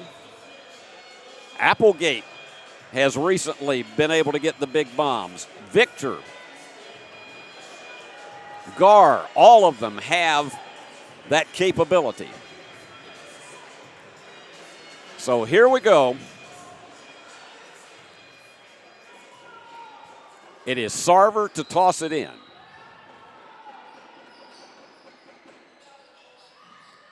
Littlepage has it. He goes for the jumper. Yes, we are tied again with 2 seconds left. He goes for the long one. No, that hit up at the shot clock. How about that? 3 overtimes. Oh, my goodness. If you were in church, you would say the preacher has preached too long. But the fans here, they love it. Oh, my goodness. I hope you've been enjoying this as much at home as we have enjoyed bringing it to you tonight, regardless who winds up the victor in this one, because it has been a dandy. This is what Gulf South Conference basketball is all about. And this is why Flow Sports, we just enjoy so much bringing you these games every single week. We got another doubleheader coming up on Saturday right here at Fred DeLay Gymnasium. We hope you'll be with us. The airtime for the women's game will be at 1:55. Dub Oliver, the president of this university, hanging out for all of it.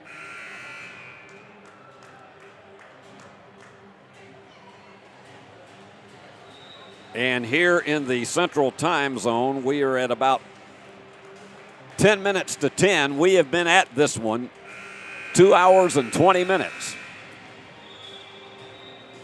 3 overtimes.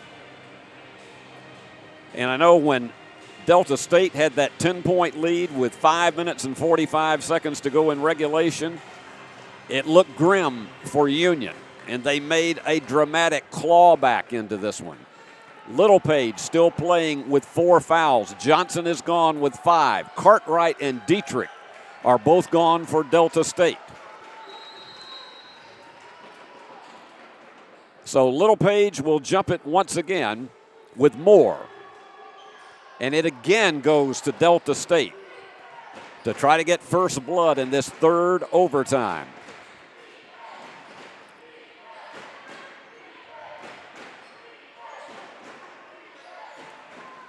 Going to drive the baseline against Littlepage. 10 on the shot clock. They now have to hurry. They kick it outside, put it up with 1 second left, and connect. What a clutch 3-point shot from the corner. Brooks now with 29 points. He has a 16-point-a-game average. And again, forces Union into having to make a rally. Littlepage, it won't hang in, but he draws the foul. So Jeremiah will go to the line for 2.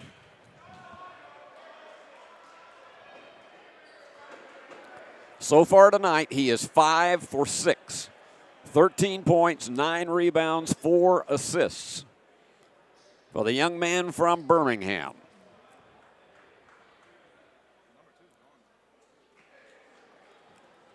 And they got to come up and clean some of the moisture up off the floor. You can tell just by the expression on these faces that these guys are just about spent. All right, Littlepage, a chance to close it to within 1.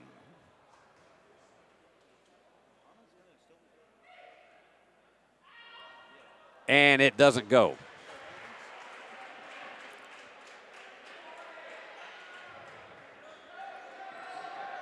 We'll watch it with you again.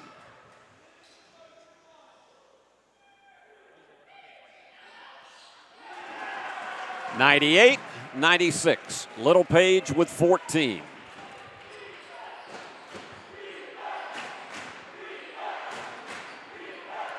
It's been loud for the last 40 minutes in here, and it hasn't stopped.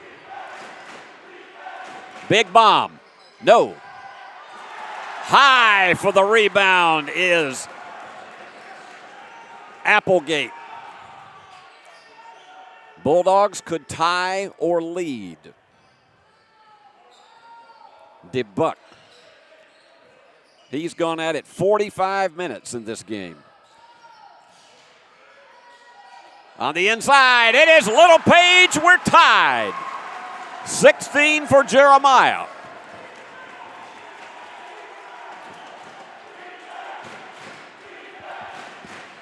Close to the 3-minute mark. A steal. And another steal. It goes right back. No authority, and some of that probably is just the weariness on the part of DeBuck. Better not check your blood pressure at this point. It won't be accurate, at least from what your normal one is. They work one-on-one against Sarver and get it. That's Brooks. He has 31. He is the game leader.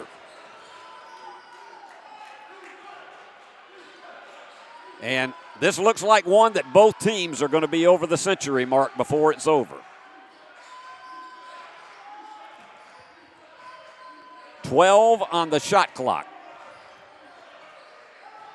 They go inside to Little Page again, and he has it stolen. They double-teamed him and snatched it away. This defense has just been carving up Union with double teams and all-court pressure. And you wonder how much is left in either one of these teams.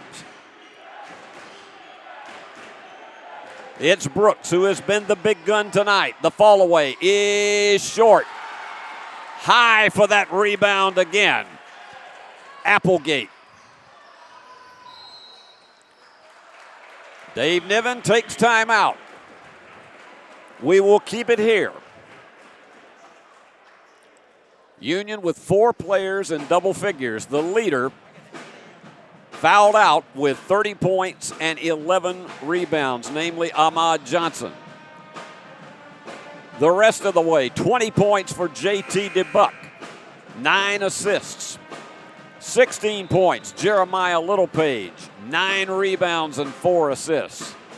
Lane Sarver, 15 points, 5 rebounds for Delta State. It's been Brooks, Keith Brooks, just tremendous job across the board. 31 points, 6 rebounds, 2 assists, 3 steals. He's done everything tonight. 19 points for Horace. 17 for Allen, 16 for Cartwright, who has fouled out, and 7 for Dietrich, who has fouled out. 90 seconds remain. Union has 20 on the shot clock.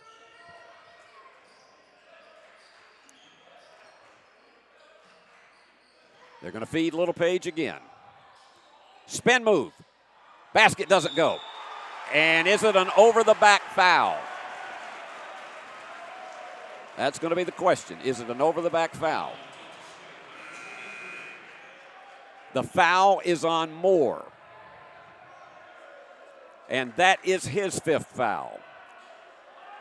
Moore didn't score in the game, but he had 6 rebounds, 1 assist, and 2 steals.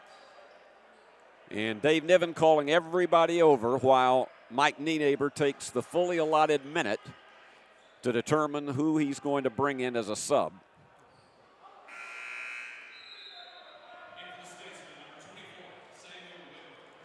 Whitmer comes in.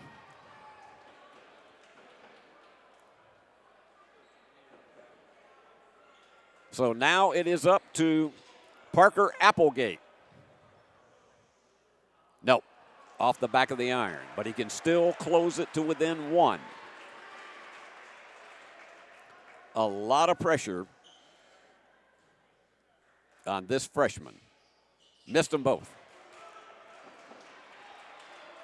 Rebound to Allen. And once again, they can keep the tempo slow. And Nienaber takes time out with 63 seconds remaining. A 100-98 lead.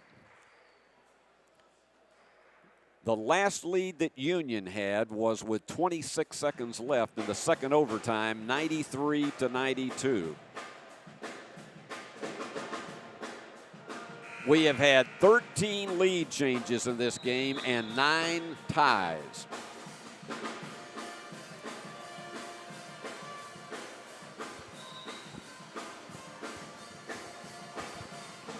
I have called a number of games that Mike Nienaber has coached with other schools on this floor over the years. But I must tell you, this is probably the most dramatic. Back when he was the coach of Bethel in 1996, his team blew a 17-point lead with 2 minutes and 17 seconds to go, one that Mike, I'm sure, has long wanted to forget. But his team has stayed the course tonight. 63 seconds to go.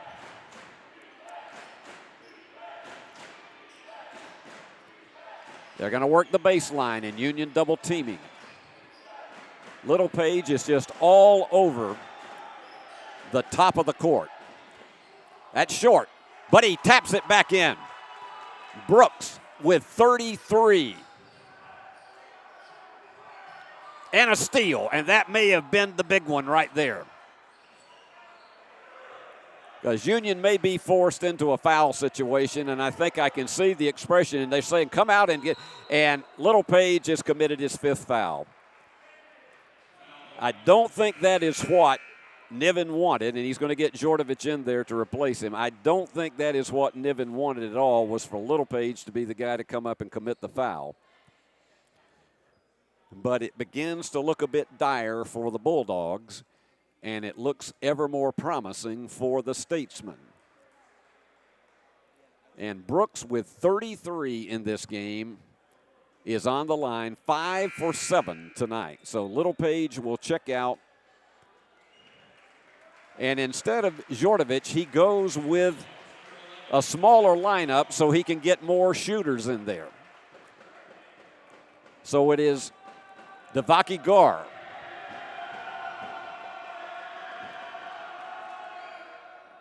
Well, Brooks is 5 of 8.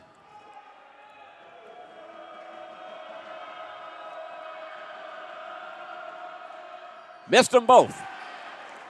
Applegate the rebound, his 17th. Big possession, but Union cannot wait a long time to get one off. DeBuck dribbling a lot. Puts it up. Yes! A 1-point game! And they foul immediately. Sarver commits. That's Lane's 4th. But once again, even if both go in for Brooks, and that's exactly what they wanted to happen. If both go in for Brooks, Union still would have an opportunity to get down and go for a 3 to tie it.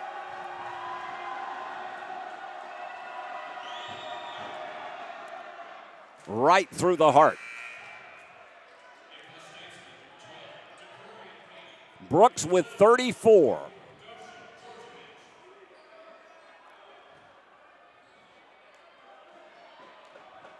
We'll watch it with you.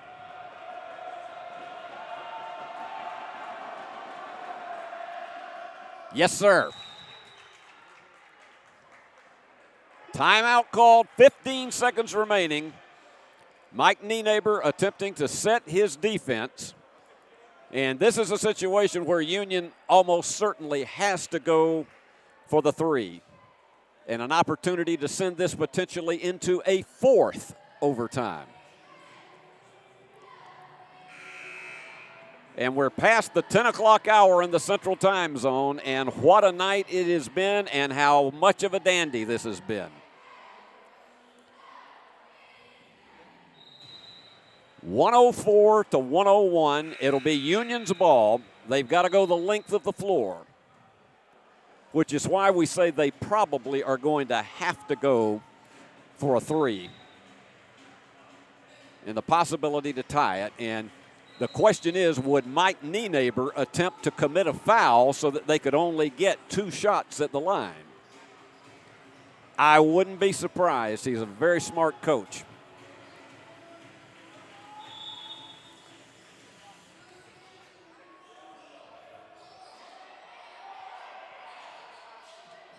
And they're staying in the full court pressure.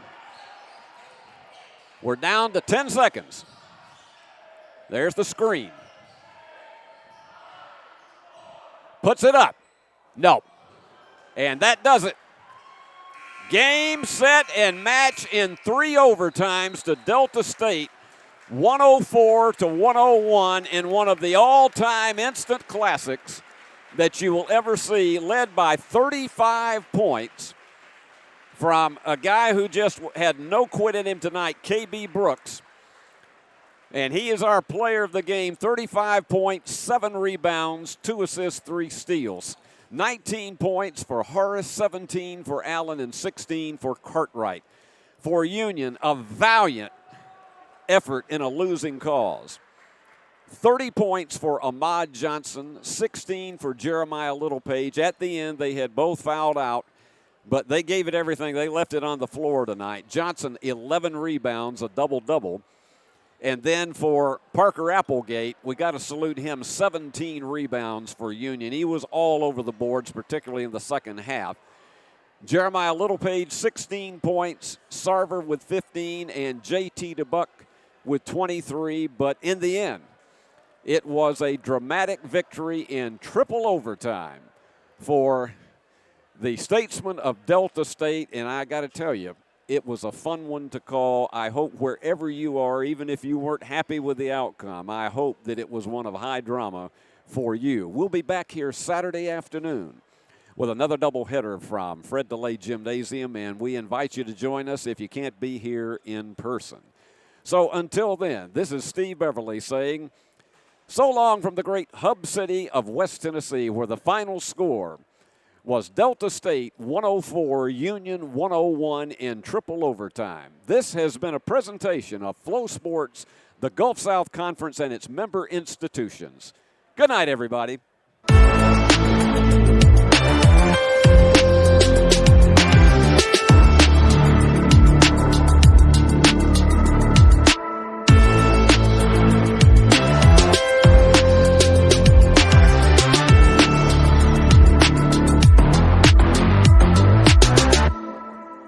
The award-winning BallGame Blitz Sports Network from Worthy Road Studios. Over 750,000 views in 2023. We're where you need to advertise. Subscribe to our YouTube channel and join over 4,500 subscribers watching local sports. The Jackson Rockabillys, Union University, Bethel, USJ, TCA, Jackson Christian, Sacred Heart, and Peabody. Multi-camera broadcasts, slow-motion instant replay, on-screen scoreboard and graphics, and professional announcers. Thanks to our sponsors who make it all possible. The BallGame Blitz Sports Network from Worthy Road Studios. The premier sports broadcast network in West Tennessee.